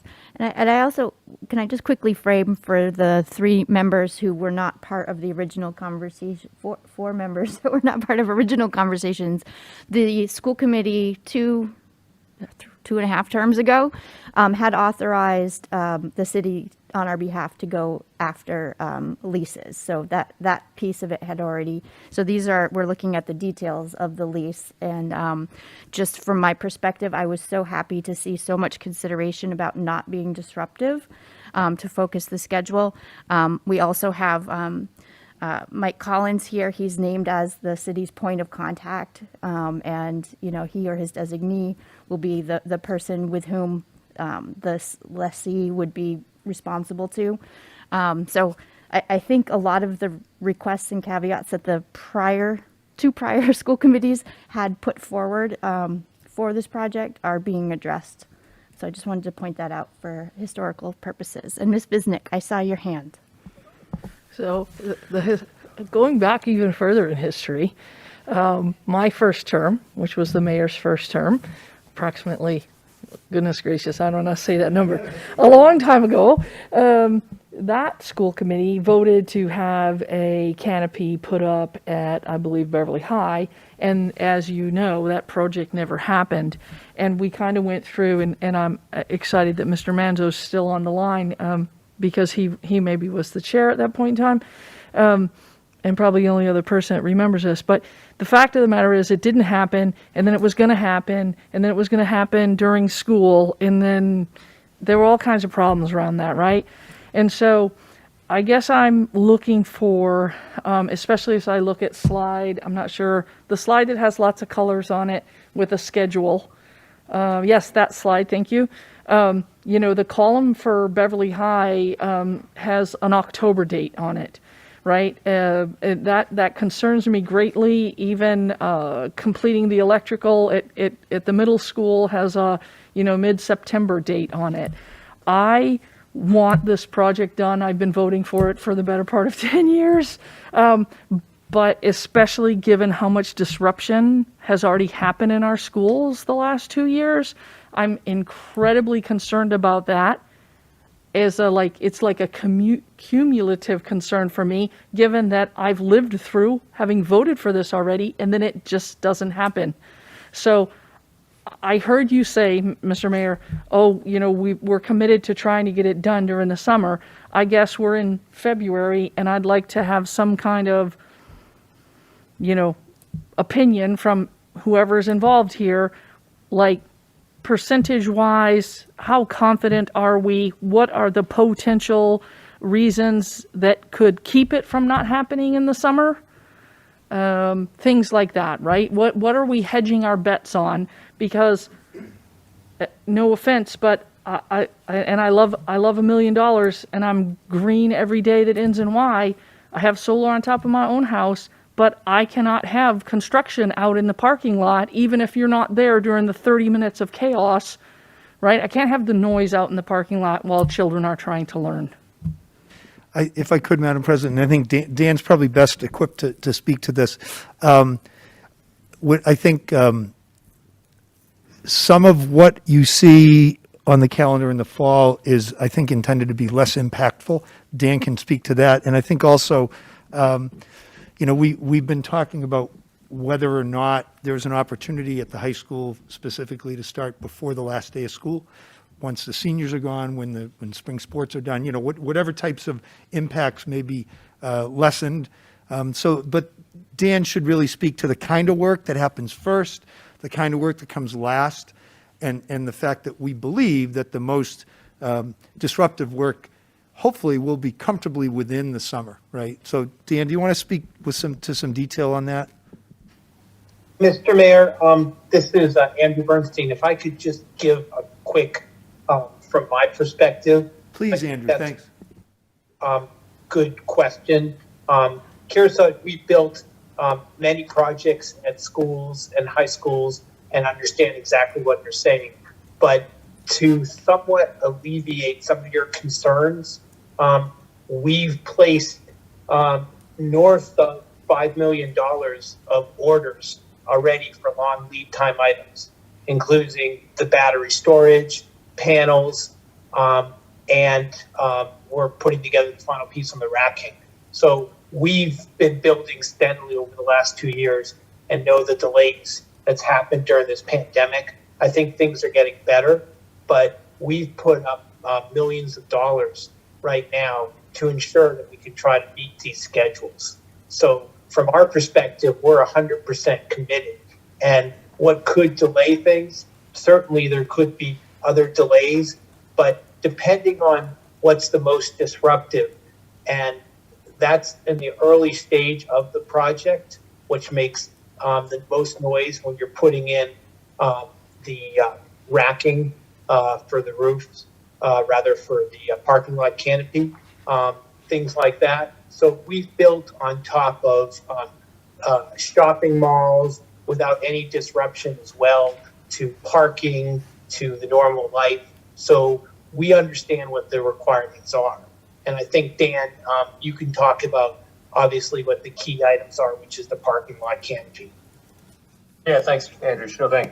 And I think that's a great point that we've worked and invested the money to make sure that doesn't become an issue. Certainly, I think Andrew touched on this point, the disruptive work, which is the foundation work for the canopy structures is going to be completed within Cabot, obviously, during the summer period. Let me just address the question of the October note that's shown on the slide here. If you have a look at the ground mount line here, and the parking lot canopy line. So the intent is for the parking lot work to be complete pretty much as soon as school, well, within a couple of weeks of school being back. So the October deadline, or the October date, is really more to do with the ground mount, which is up on the hill at the back of the school. So completion of that ground mount won't disturb or disrupt the parking operations. And certainly by the end of the summer, there'll be no material noise-making activities happening in the car parks. All the panels will be up, and it'll be a matter of getting things wired up to the grid with the canopy. So our schedule here is focused on having all the disruptive work done in the summer. So to your point, that's absolutely our focus. And the work that we're planning to do outside of that summer holiday period is up on the ground mount. And the reason we've done that is so that, we know we have more flexibility up there on the back of the hill. We'd rather focus all of the resources on the canopy through the summer period. Thank you, Mr. Voss. Dr. Silva, you have a question? If you could address the lifetime of the solar panels, could you address that? Yeah, sure. So the panels have a long warranty. So we have warranties for 25 years on these panels. As you know, though, and you're a shining example of the true lifetime of these solar panels. The panels up on the back hill have been there since the 80s, many of them. And so the panels are guaranteed to generate the energy that the town is, or city, I should say, is counting on through the term of the contract. And I have a couple questions, if Sure. that's okay. Mm-hmm. In terms of the amount of energy that it'll produce, what fraction of that energy is what the city will benefit based on the credits that are outlined in the table? Well, the city will benefit from 100% of the energy. So that all of the credits from the projects go to the city.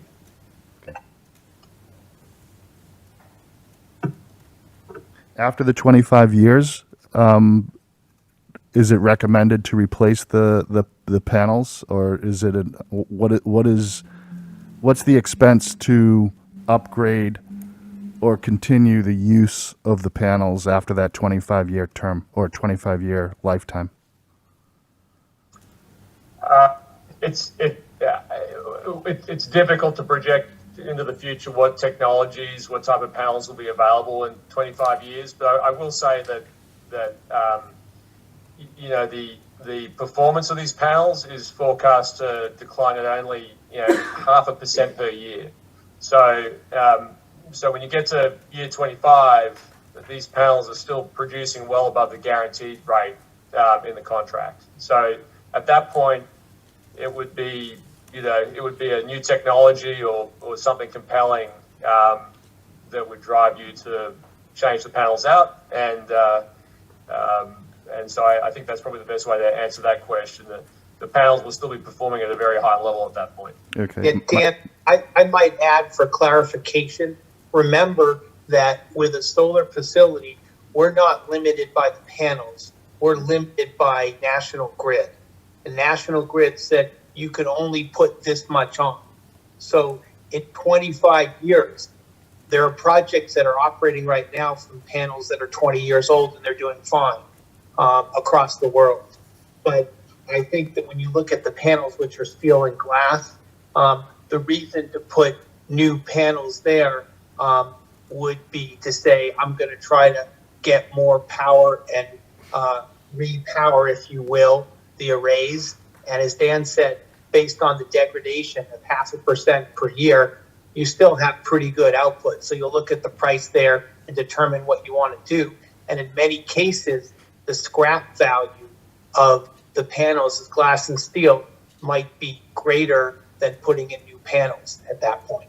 Okay, and then my last question is just in terms of if the panels do change in terms of technology and you need to replace them with newer technology, will the existing structure be able to take on an upgrade if newer technology panels are used to replace the existing ones? Or You're probably referencing the canopies. Yeah. So think of the canopies as just like any other roof structure. I would anticipate that whatever panel comes along, there would be a means to attach it to the top of the canopy. So the canopy structure itself won't date. Let me put it that way. If I could, I'd like to bring Solicitor Williams into the conversation. As I understand, she and people in her office have looked through the lease agreement, and a lot of the what do we do at the end of the 20-year term, or the 5-year extension, a lot of those details are captured in the agreement. So, Ms. Williams, would you mind just giving the committee just a brief synopsis of your review and the work that you did with Kearsarge to come up with this lease agreement? Sure, and thank you for the opportunity to comment. We've been working on this for quite a while now, and it is a relatively complex deal. And so one of the first things we did was we hired outside counsel that basically negotiates and these solar or these power purchase agreements and leases as a routine part of their practice. He's an attorney from KP Law. And so I will just say that, we are comfortable and satisfied that the structure and the framework and the terms of the lease are consistent with what would be best practices for a municipality or a school system who is proceeding with this kind of project. I don't want to go over, Dan gave a fairly comprehensive explanation of the lease. The lease at this point in time, I don't believe it has a provision in it for the city to buy the system from Kearsarge at the end of the lease. And so currently, the expectation would be that Kearsarge would decommission and remove the systems at the end of the 25 years. But I should double check that for you. I don't recall seeing that in here. So that is the expectation. I do believe there are some leases in which there are provisions in which the parties can negotiate for the host to purchase the system, but I don't believe we've done that.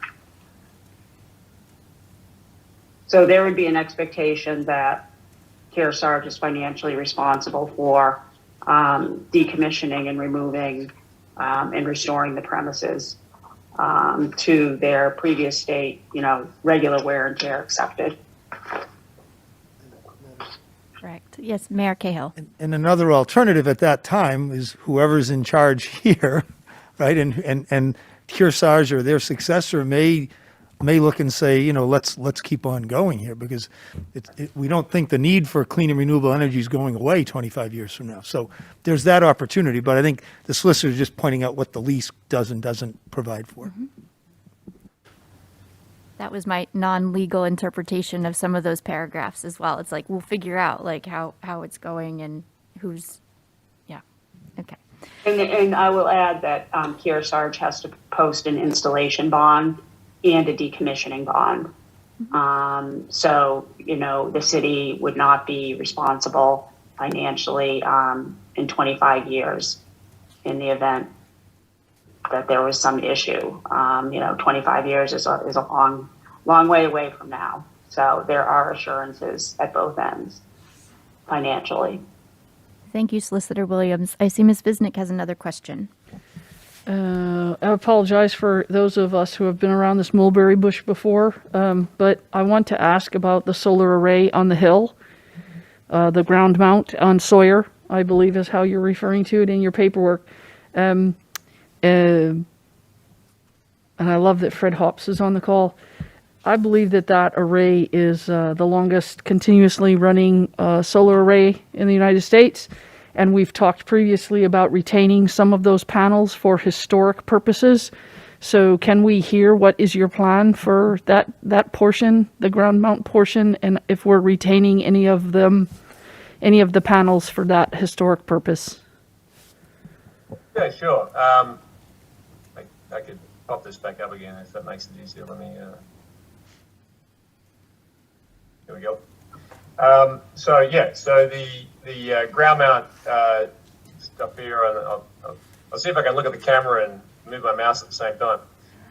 So the ground mount has an area here. It's difficult to see on the slide, but if you look at the southern end of the ground mount, near where the stairs come up the hill, there is a row of panels there that will be original panels. So if you like preserving the historic panels.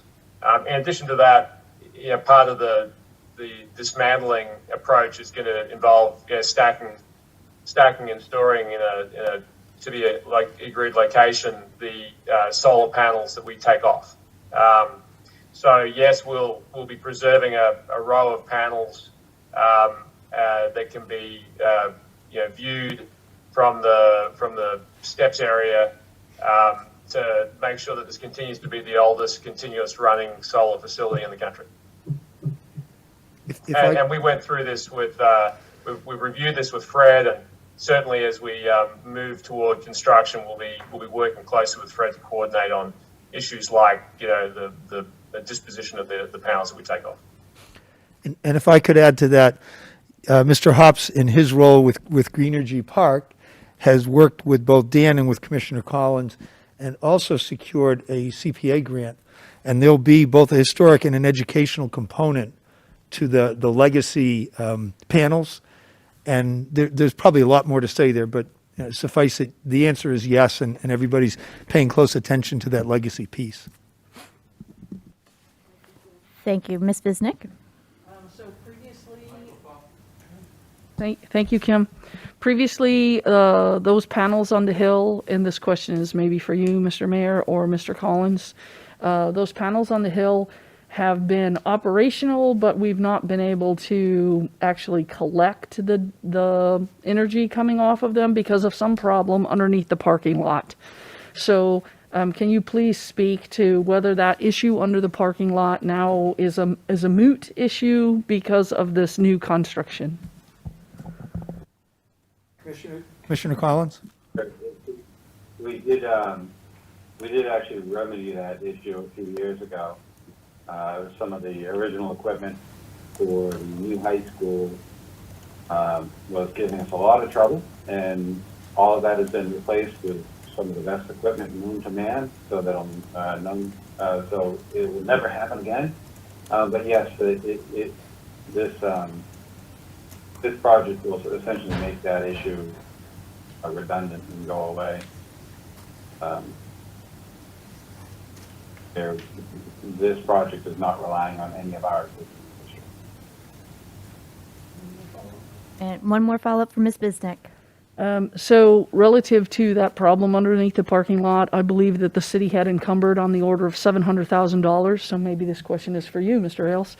As well as I believe Senator Lovely talked about having acquired a grant to try to help us work on that solar array.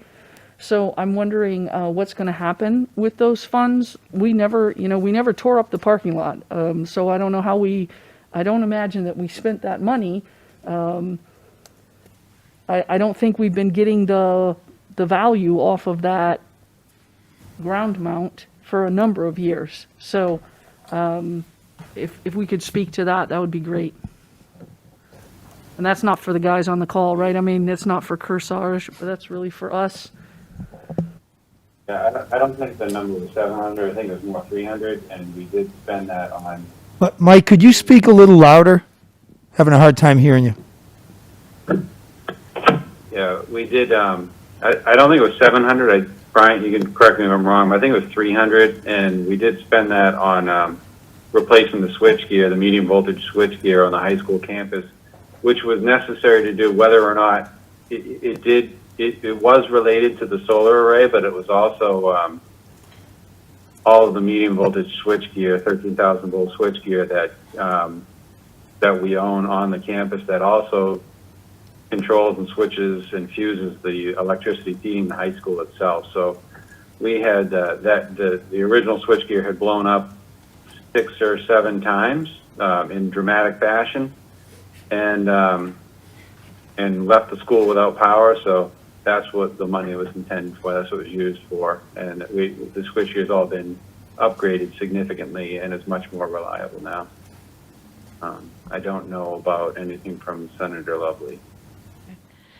And I would just confirm my recollection. It was probably 5 or 6 years ago, I believe, maybe even more, that we were dealing with it. But Commissioner Collins is correct. I recall it being about 300,000 or so.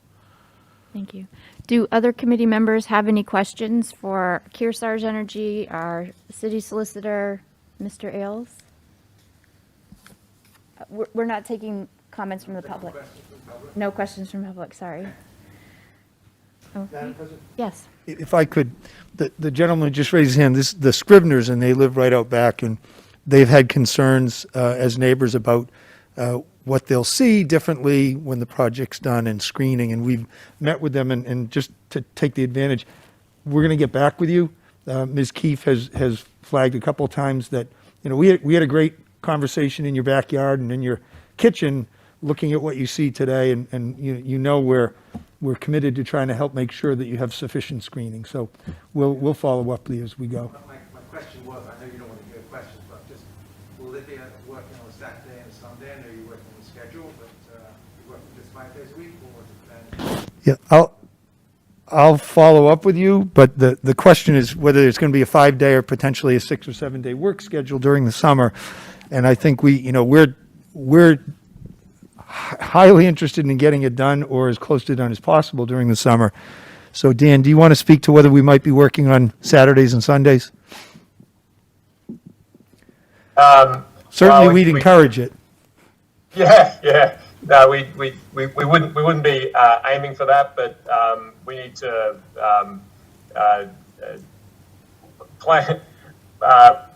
plan for the worst and work for the best. So the objective right now is to get this done during the work week, but conditions can be such that we may end up needing to use weekends. But as I said, the plan is just to do it during the work week. No one wants to voluntarily work on weekends. And Madam President, just to finish, and I'm sorry to kind of take off running with this. In other construction projects, we have a 7 a.m. start time Monday through Friday, and when there's been Saturday work, they're allowed an 8 a.m. start time. So again, we all have an interest in getting it done and getting it done during the right season. Thanks. Thank you. I don't see that any other committee members have a question. The question before us this evening, for which we may entertain a motion, is whether the school committee as it sits now approves the lease as has been presented and outlined this evening. So moved. Second. Ms. Bisnick is making a motion to approve the lease, and Ms. Robinson has seconded that. Is there any further discussion? I have another question. One more question, sure, One Ms. more Bisnick. question.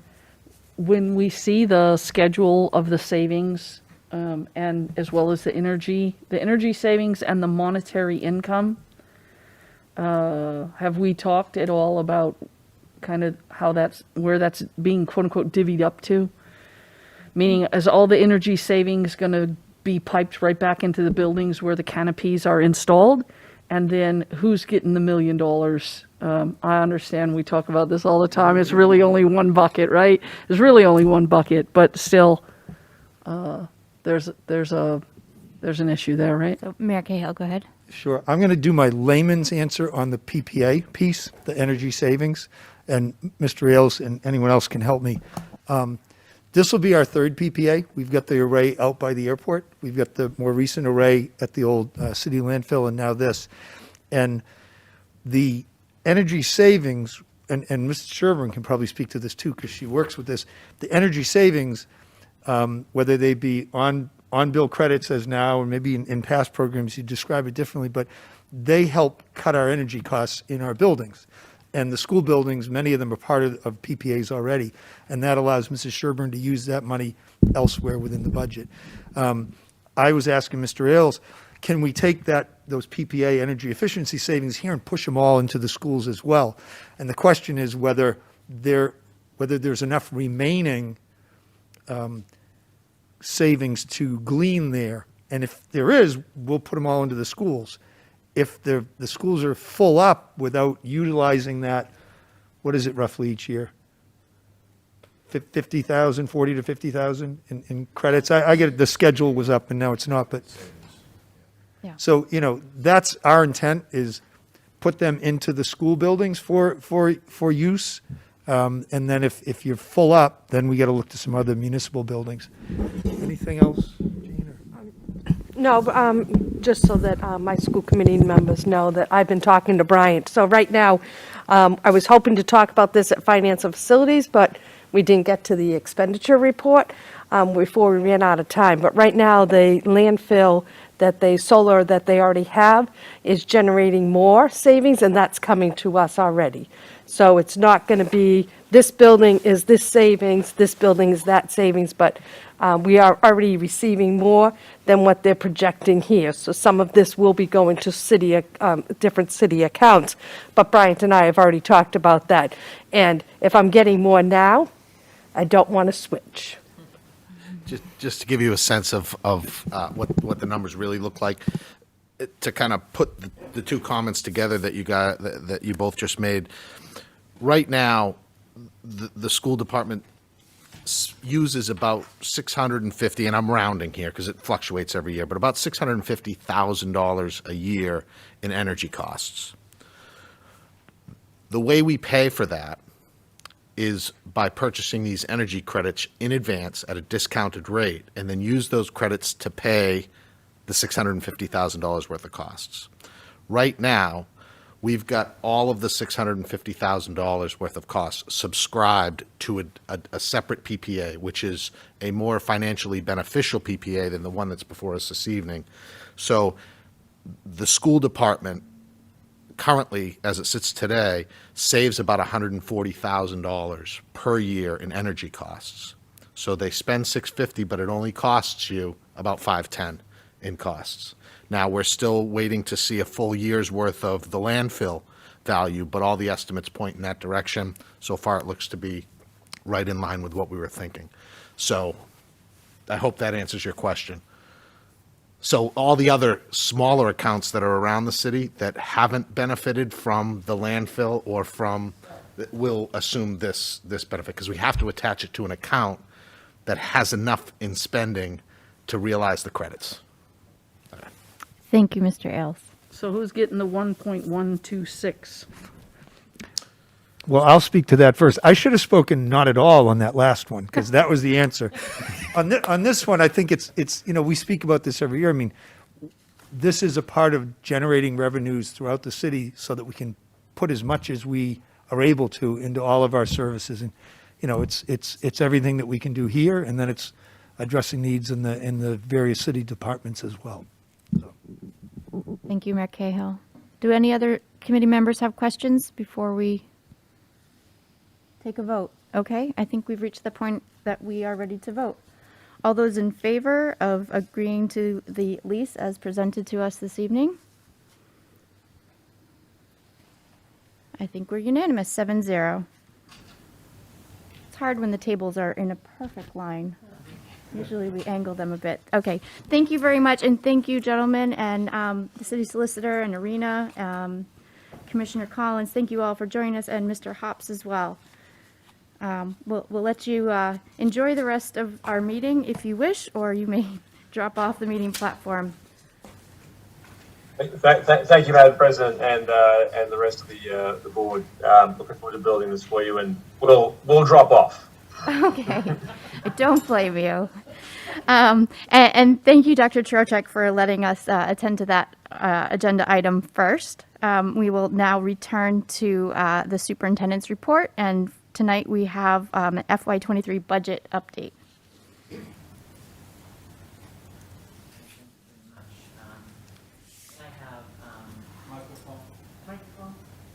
Thank you, Kim.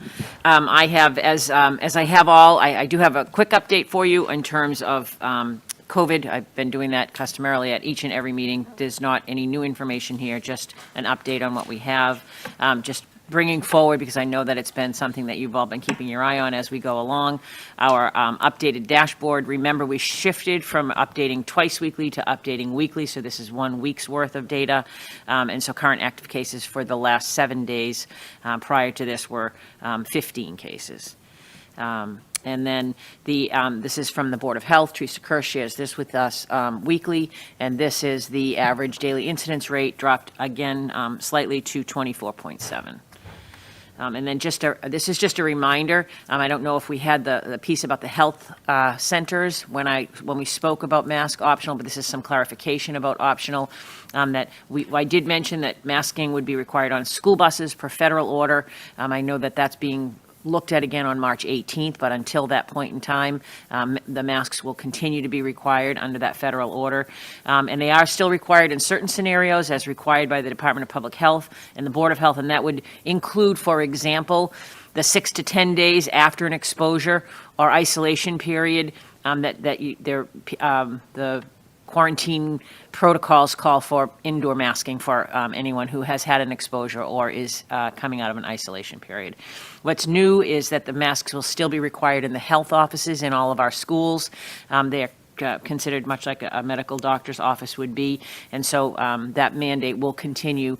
We will be providing the masks at the door of the health centers, so we'll make sure that anyone that's going in or out is able to do that. So, and then again, I just want to make sure that any individual that wishes to continue to mask, including those who risk and have any higher risks, that will be supported in that choice. And we've spent a lot of time talking about that. It was a long conversation that we had at our last meeting, and I think pretty much the consensus around the district from the administration and from our teachers that we've talked to is that we have a good opportunity to make sure that we can do that. So that was just a quick update for you in terms of the data. I have a question. Ms. Visnick? Actually, I think Ms. Robinson's hand was up before mine. Okay, Ms. Robinson? Thank you. I was just wondering about sports. Have we heard anything about Yes, the sports? MIAA is also lifting it on February 28th. Okay, So thank you. sports will incorporate the same, follow the same. And the only thing I don't have an answer for that is if there's a district that has chosen not to lift it, what happens when you're participating? You have to follow the rules of the host facility. So if we're playing in Salem and Salem hasn't lifted it, then we would need to follow the rules for that facility. So I'm wondering if we, if you or Ms. Elder has, if you've discussed like thresholds, if we come back from school vacation and we have a certain amount of children out, just like we did after Christmas, after the winter break, or if we see the number of positive cases go up to some amount. Have we talked about any thresholds at which we would then, as a body, you would recommend that we as a body go reconsider putting a mask mandate back in? And I know Jody's on the line, so, please join in. We have not had any particular metric threshold number that we've decided on, but I will continue the practice as I always have been in bringing forward the data and making sure that everyone's informed of what we're seeing in the schools throughout the day. And so, and I certainly would come forward with any information if we noticed any increase. So Jody, any other thoughts on that?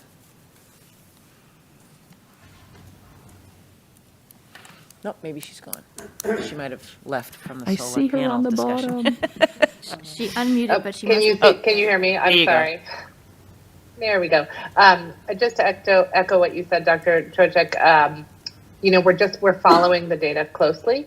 And I think we'll have an opportunity to review that in the weeks coming back from February vacation and see where things take us. Okay. All right.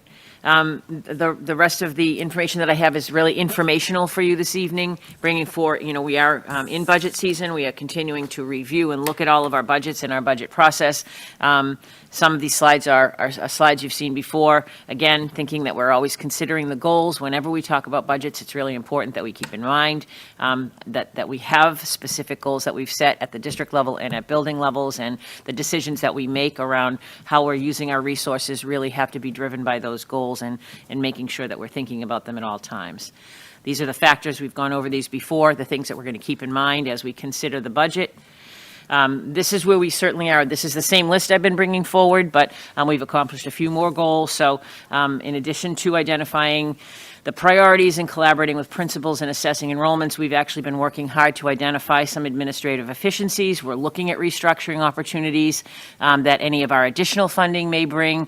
An example this evening, earlier in our finance and facilities meeting, when we are meeting with cost centers and when we are meeting with building leaders and they're identifying needs, we're not only just considering them for the FY23, but we ask, is there an immediate need to fill that position now? We have resources available, so making sure that we're not putting things on hold as we wait, but yet, you know, utilizing the resources as soon as we can.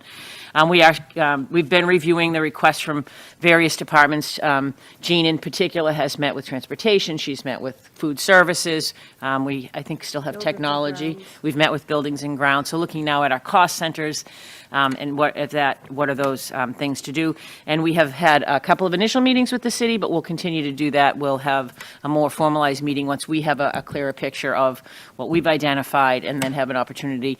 We hope to come forward. March 9th is our next scheduled meeting with a more detailed, I don't know if you remember, I call it the orange sheet, but, you know, sort of the sheet that has more specifics for all of you to be able to understand what we're doing. Jean and I call it the orange sheet, so we know which one to look at when we're talking. So we plan to come forward on March 9th. That will have more dollar values to it. That will have more information for you to consider. And it is our goal and commitment that we'll do that. We'll get that to you on a Friday before the meeting so that you're not getting it at that night, so that if you have questions in the meantime, you can follow up with us, especially since Jean's going on vacation that night.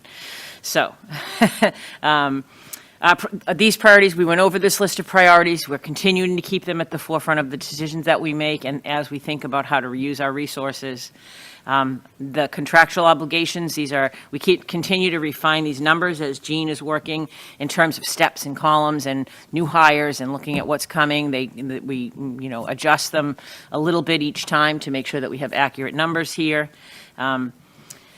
So this is what I'd like to share with you, and really this is more, I'm sharing the process than the actual determination that these specific positions are going to move in terms of where the fundings are resourced. We had a conversation earlier this evening about how would we know if we identify a position and that position is providing the value and efficacy that we had hoped it would, how would we move to finding a way to make it a more sustainable position if it's something that we need going into the future. And so we've sort of been envisioning throughout this process, how do we manage the various buckets of funds that we have? We have our district budget. We have ESSER 2 funding that will carry into next year. We have ESSER 3 funding that will be available next year. And then we also have some other sources of funding. For example, if it's the cost in special education tuition savings, if it's a special education grant, or as you saw earlier this evening, another $139,000 worth of grants came forward to us for specific reasons. So how do we manage to look at those resources and move them over? So this particular slide right here, these were preschool through 8 requests in the FY22 budget that we utilized alternate funding sources for. So these were the items that we put on either ESSER 1 or we had planned to put on ESSER 2. And as we look at those positions and we determine which positions we feel we want to move into the appropriated budget as we move along, particularly now that we have a better idea of what our Chapter 70 funding is looking like in terms of that incremental increase, what would we be doing? So these are suggestions that we have at this point in time, that we've identified the need to continue them. And so those that are highlighted in my tropical teal blue that I chose, which I really like. Those positions were originally funded in the FY22 budget through an ESSER or an outside granting opportunity, and we have opted to try to say these are positions that we really believe we want to keep moving forward, and so we're moving them into the appropriated. The fact that other positions aren't moved in does not mean that we don't think we want to keep them, but they may particularly address allowable expense that's in that particular budget in a really strong way. And so we may know that we need to move them, but we know we have funding for 2 to 3 more years for that, so we're not moving them just yet. And so these were positions that we're going to continue. These are positions that are that were created in FY22 that we're recommending come forward into 23. There are some positions that we created in FY22 that are not on this list, that we've eliminated, that we said we don't need, or that have either run their course in terms of whatever the task or role that they had. So these are for pre-K through 8. These are pre-K through 8 requests that were new.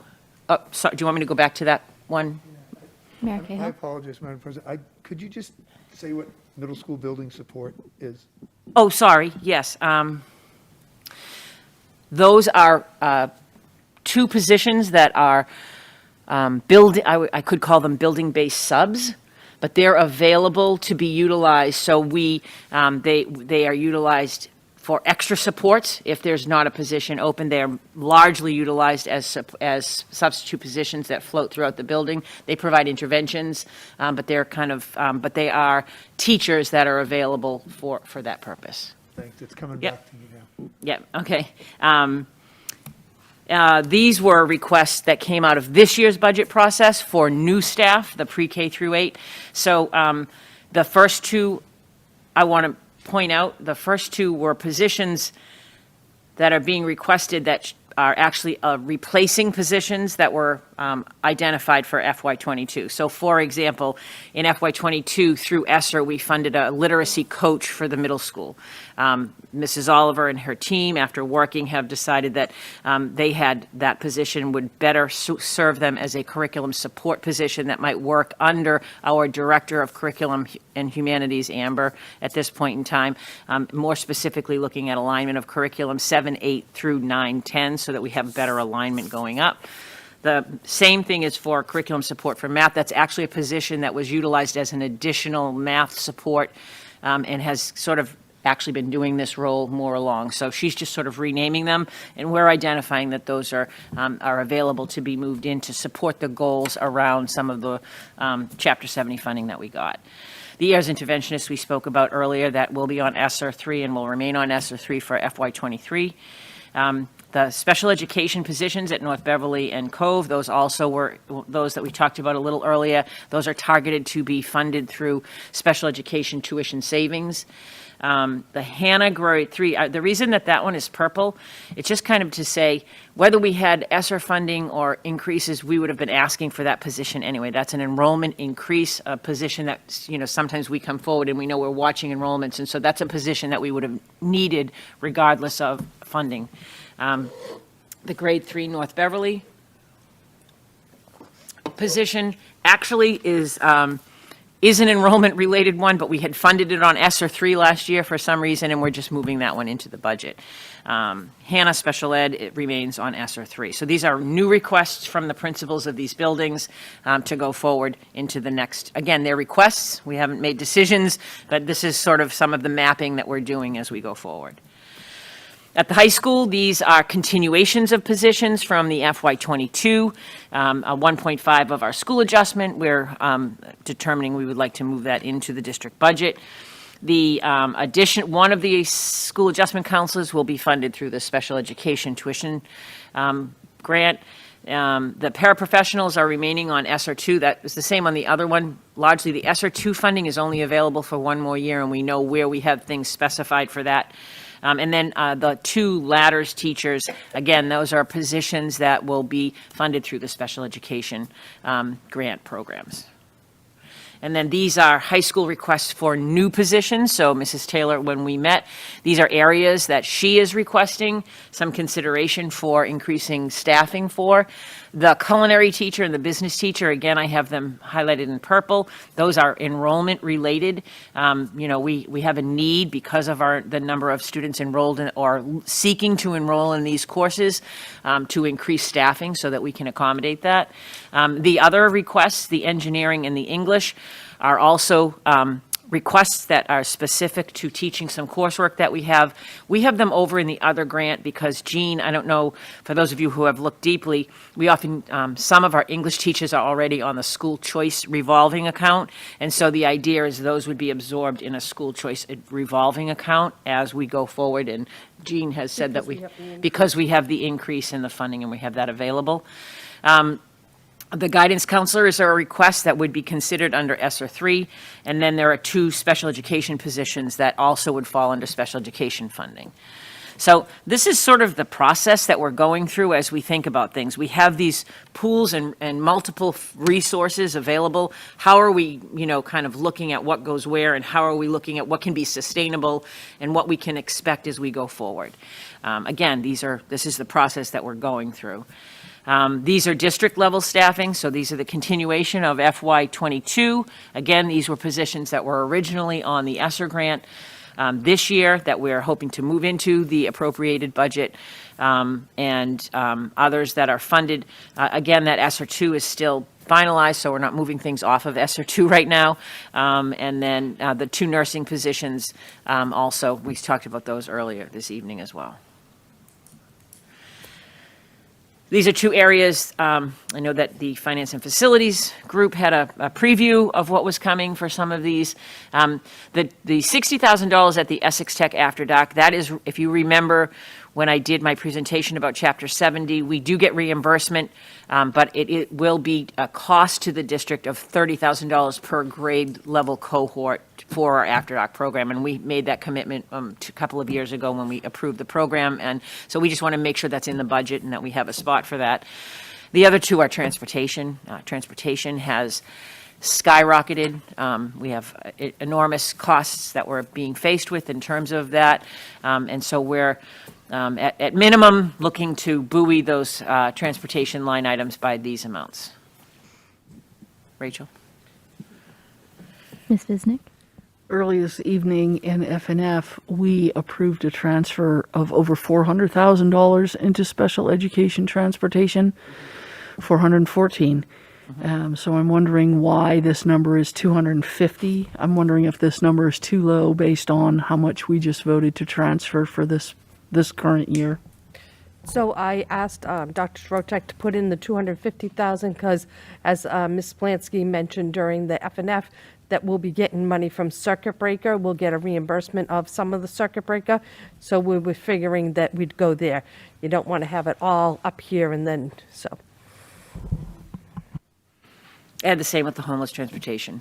We put that in. The final caveat that I just have about budget, and I don't think we can say it often enough. I know that you're all probably finding this in your own life, but inflation costs at 7.3% are going to impact a lot of what we do. And so when we look at goods and services and some of our other cost centers, we're trying to think about, we really have, that's where we're at. Those are the conversations that we're having and the discussions. Again, we're looking at a lot of administrative efficiencies, and so I'm not saying that there aren't areas that we are realizing some savings, realizing some opportunities. I'm not sure what that will look like, but it's going to be very important that one of the things we take into account during the budget process is that we're thinking about what these inflation costs might mean for us. Okay, Dr. Silva, I saw your hand. Yes, thank you. I just have a general question. In terms of, I'm wondering what's driving the need for the new positions that you're outlining. In terms of, is it that in the past the school has been understaffed? Is it there's more enrollment? Yeah, great question. The enrollment, class size reduction, I just wonder what the reason. So the enrollments are rising at the high school. We had very large cohorts, and those of you who were here for the last couple of years knew we had a class of 400 that will be moving into the high school. The other reason is we have been working for inclusive practices, so that made a shift in the way that students are assigned to some of our electives, and so it's really some of our elective programs. And then finally, we really are making a push for pathways and to expand opportunities for students to kind of identify some of those elective classes in a different way. And so I think that's meaning that is impacting it. In terms of enrollment, we're not looking, the class sizes, I think we've had some disparities in class sizes, so some of our classes are a little too big, if I were to say it, and if we have the opportunity and we have the resources available, particularly to address that, and that, I think that would be like the English teacher that we're talking about. I think we all believe that, there's a need right now maybe to do some relief in the English department. And in engineering, it's an increased interest in engineering, an increased opportunity for us to expand our offerings in those areas. So some of it is expansion of offerings, but the majority of it is just enrollment driven. Okay. Thank you. Okay. Do we have other committee members with questions for Dr. Trocheck? Ms. Visnick? I'm wondering, almost every meeting we talk about mental well-being, and so I did see a few counselors on there. I saw continuation of a few counselors, but I didn't see really any additional, either district-wide or school-specific, more BCBAs or more, adjustment counselors to try to help with the high levels of anxiety, or perhaps a dean of students in this building, based on some of the things that have been happening in this building. So are there any discussions around that? Certainly the administration at each building is having those conversations. We have increased tremendously our staffing around school adjustment counselors. And we've probably, and I don't have that number off the top of my head, but we've made those increases and we continue. We added an additional one this evening. So we are, as needed, looking and adding those positions. There's not been a specific request for a dean of students. So again, we look at administrative efficiencies and how we utilize, and those decisions are made. I think that a number of the positions that we're proposing are designed to look at some of those things. We really have spent the last few weeks talking about addressing social, emotional, mental health needs through a multi-tiered system of support, which doesn't necessarily mean adding more people, but really reallocating the responsibilities and providing the training and utilizing a system approach, a more preventative approach rather than a proactive approach. I think that for us, for many years, we've really functioned in a reactive way around meeting the needs of mental health. And our goal right now is to look at devising systems that work better, that provide preventative, and really address the needs of all students instead of just those who we are jumping on the radar because we're reacting to behaviors that we see. So those are all sort of part of the conversations that we're having through the process. Dr. McKenzie? Yeah, thank you. I feel like this is a bit of a tangent, but I want to ask anyway. We just left our F&F meeting, and we were talking about our grounds and so forth. And I'm excited at the possibility that because we learned during this pandemic that children really benefit from more time outside, that there is a way, if we're thinking about MTSS as being preventative, that we engage more of the beautiful surroundings we have in that preventative measure. I don't know what costs are associated with that because I know we began to utilize the outdoors more. But I'm wondering if there is a way to figure out what it would cost to maintain the possibility of using those spaces more as a part of our prevention and just even, for health and all these other reasons. But we did learn, if we're looking at data, that there were less behavioral issues. It's healthy for our children.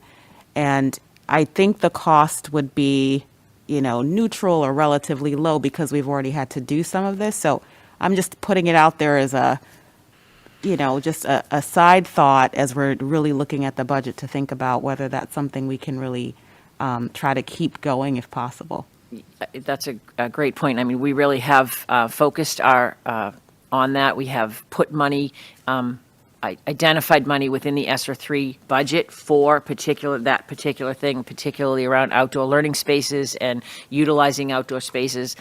Another area that we added, which is it's related, it's not necessarily outdoor, but one other item that we have on the ESSER 3 that we're exploring is an ability to expand into some kind of a makerspace opportunity at the high school level, where some of our pathways might find a facility that they could explore, whether that's a modular or a portable or some kind of a structure.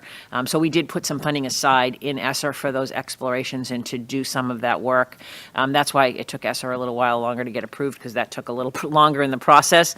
However, I agree 100%. I know that within the budget there is some professional development for continuing training on outdoor learning and what that means and how to leverage that. Our elementaries really jumped on that. I know the middle school campus isn't as expansive and doesn't have as many spaces, but it also was built with the flexibilities around that outdoor learning center, and so making sure that we capitalize on that. So you're right, I don't think they're high numbers, but they're also supported by the fact that they're one-time expenses, and so they match really well with utilizing ESSER funds in that way. So, Dr. Silva, I see your hand.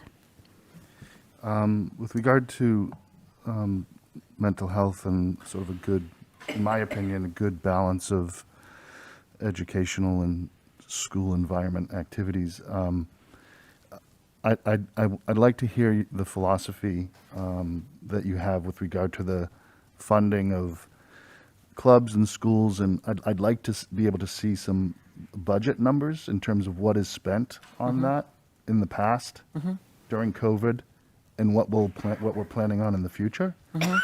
Because I do think that there's the activities during school, the 8 to 2:30, but then from 2:30 to 5 o'clock, what responsibility or what activities is the school dedicated to deliver during that time frame?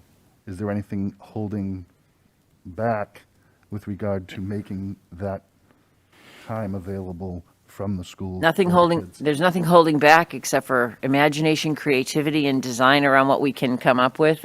We did, I do believe at CISL last week, the high school gave a pretty extensive presentation around what activities they currently have. We have been working with the union actually in negotiations regarding revisiting some of the appendices and the compensation for some after-school programming, whether it's sports, extracurricular, clubs, or performing arts.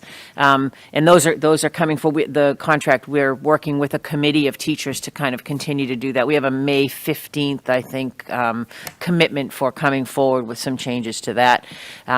In terms of programming, we're exploring, a number of different things. Are there dollar values? Is there line items that you can pull together to sort of reflect the effort that's being put into those?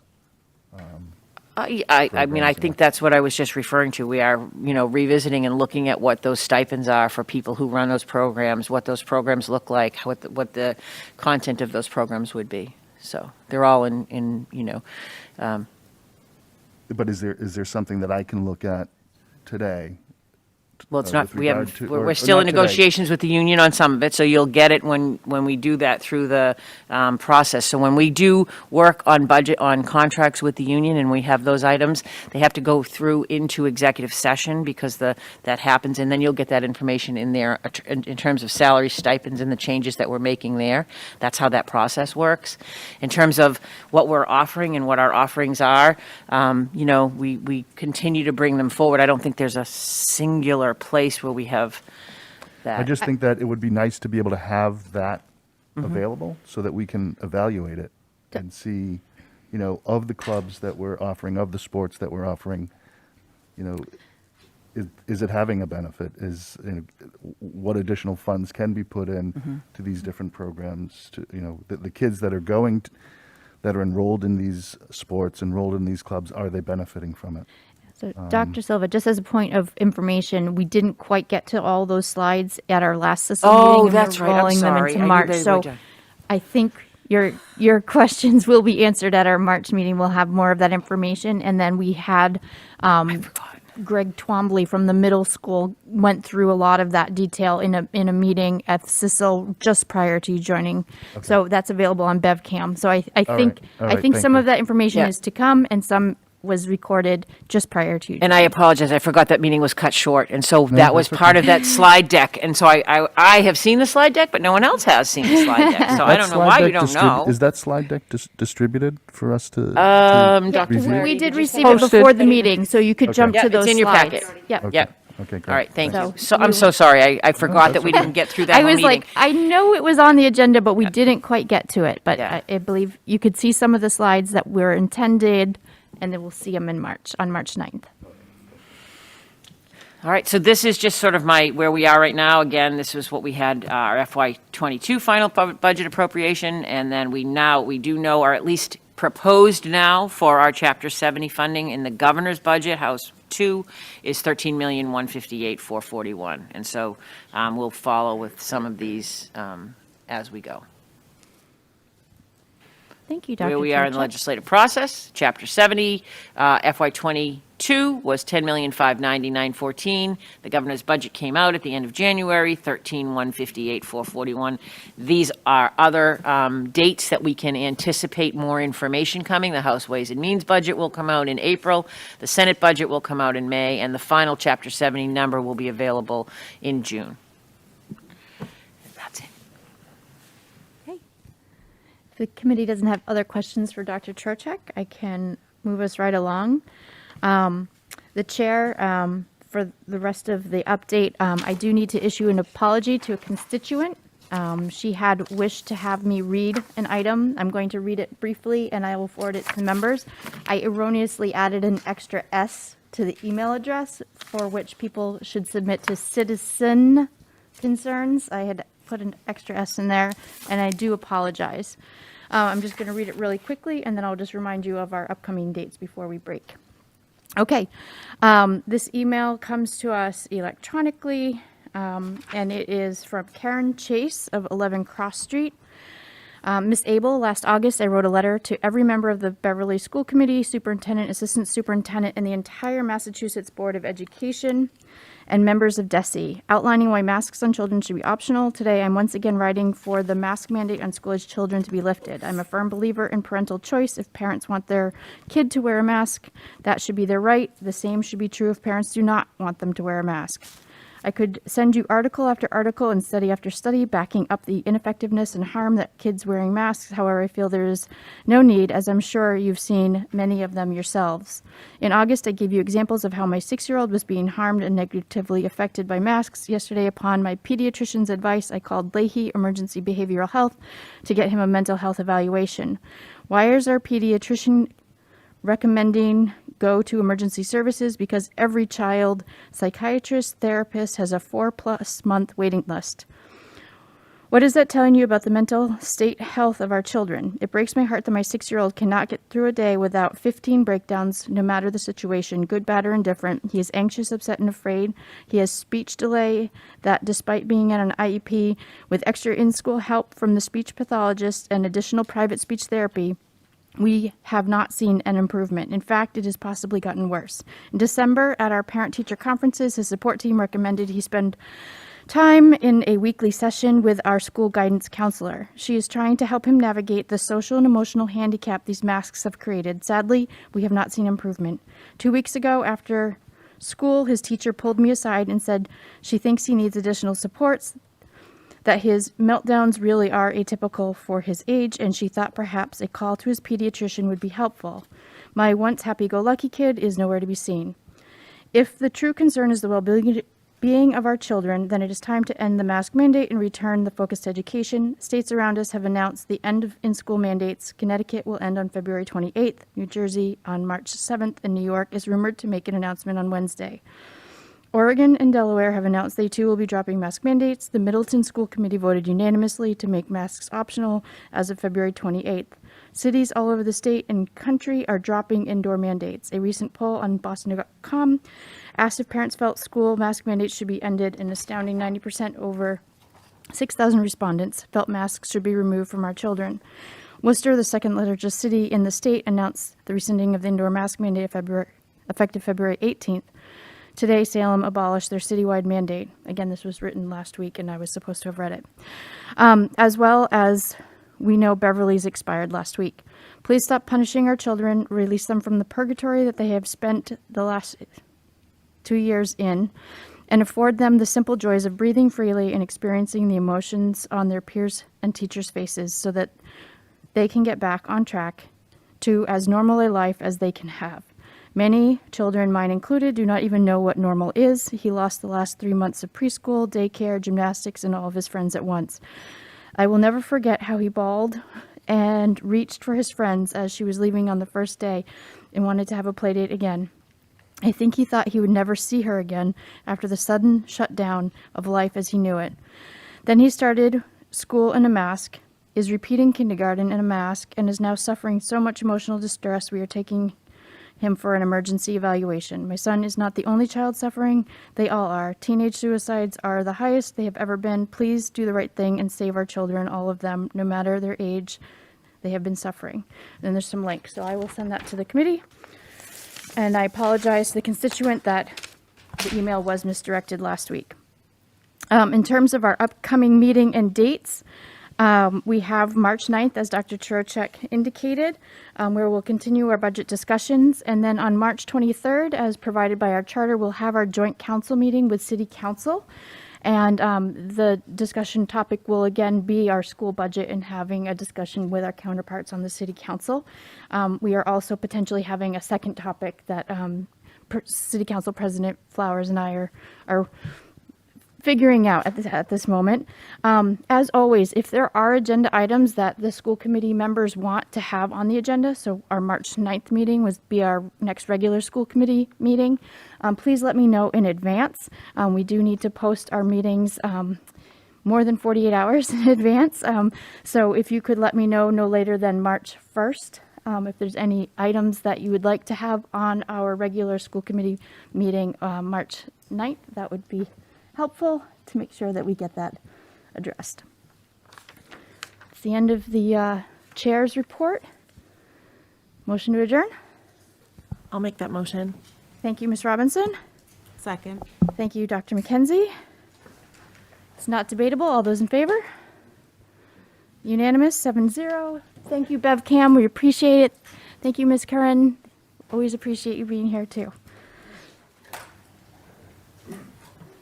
We are adjourned.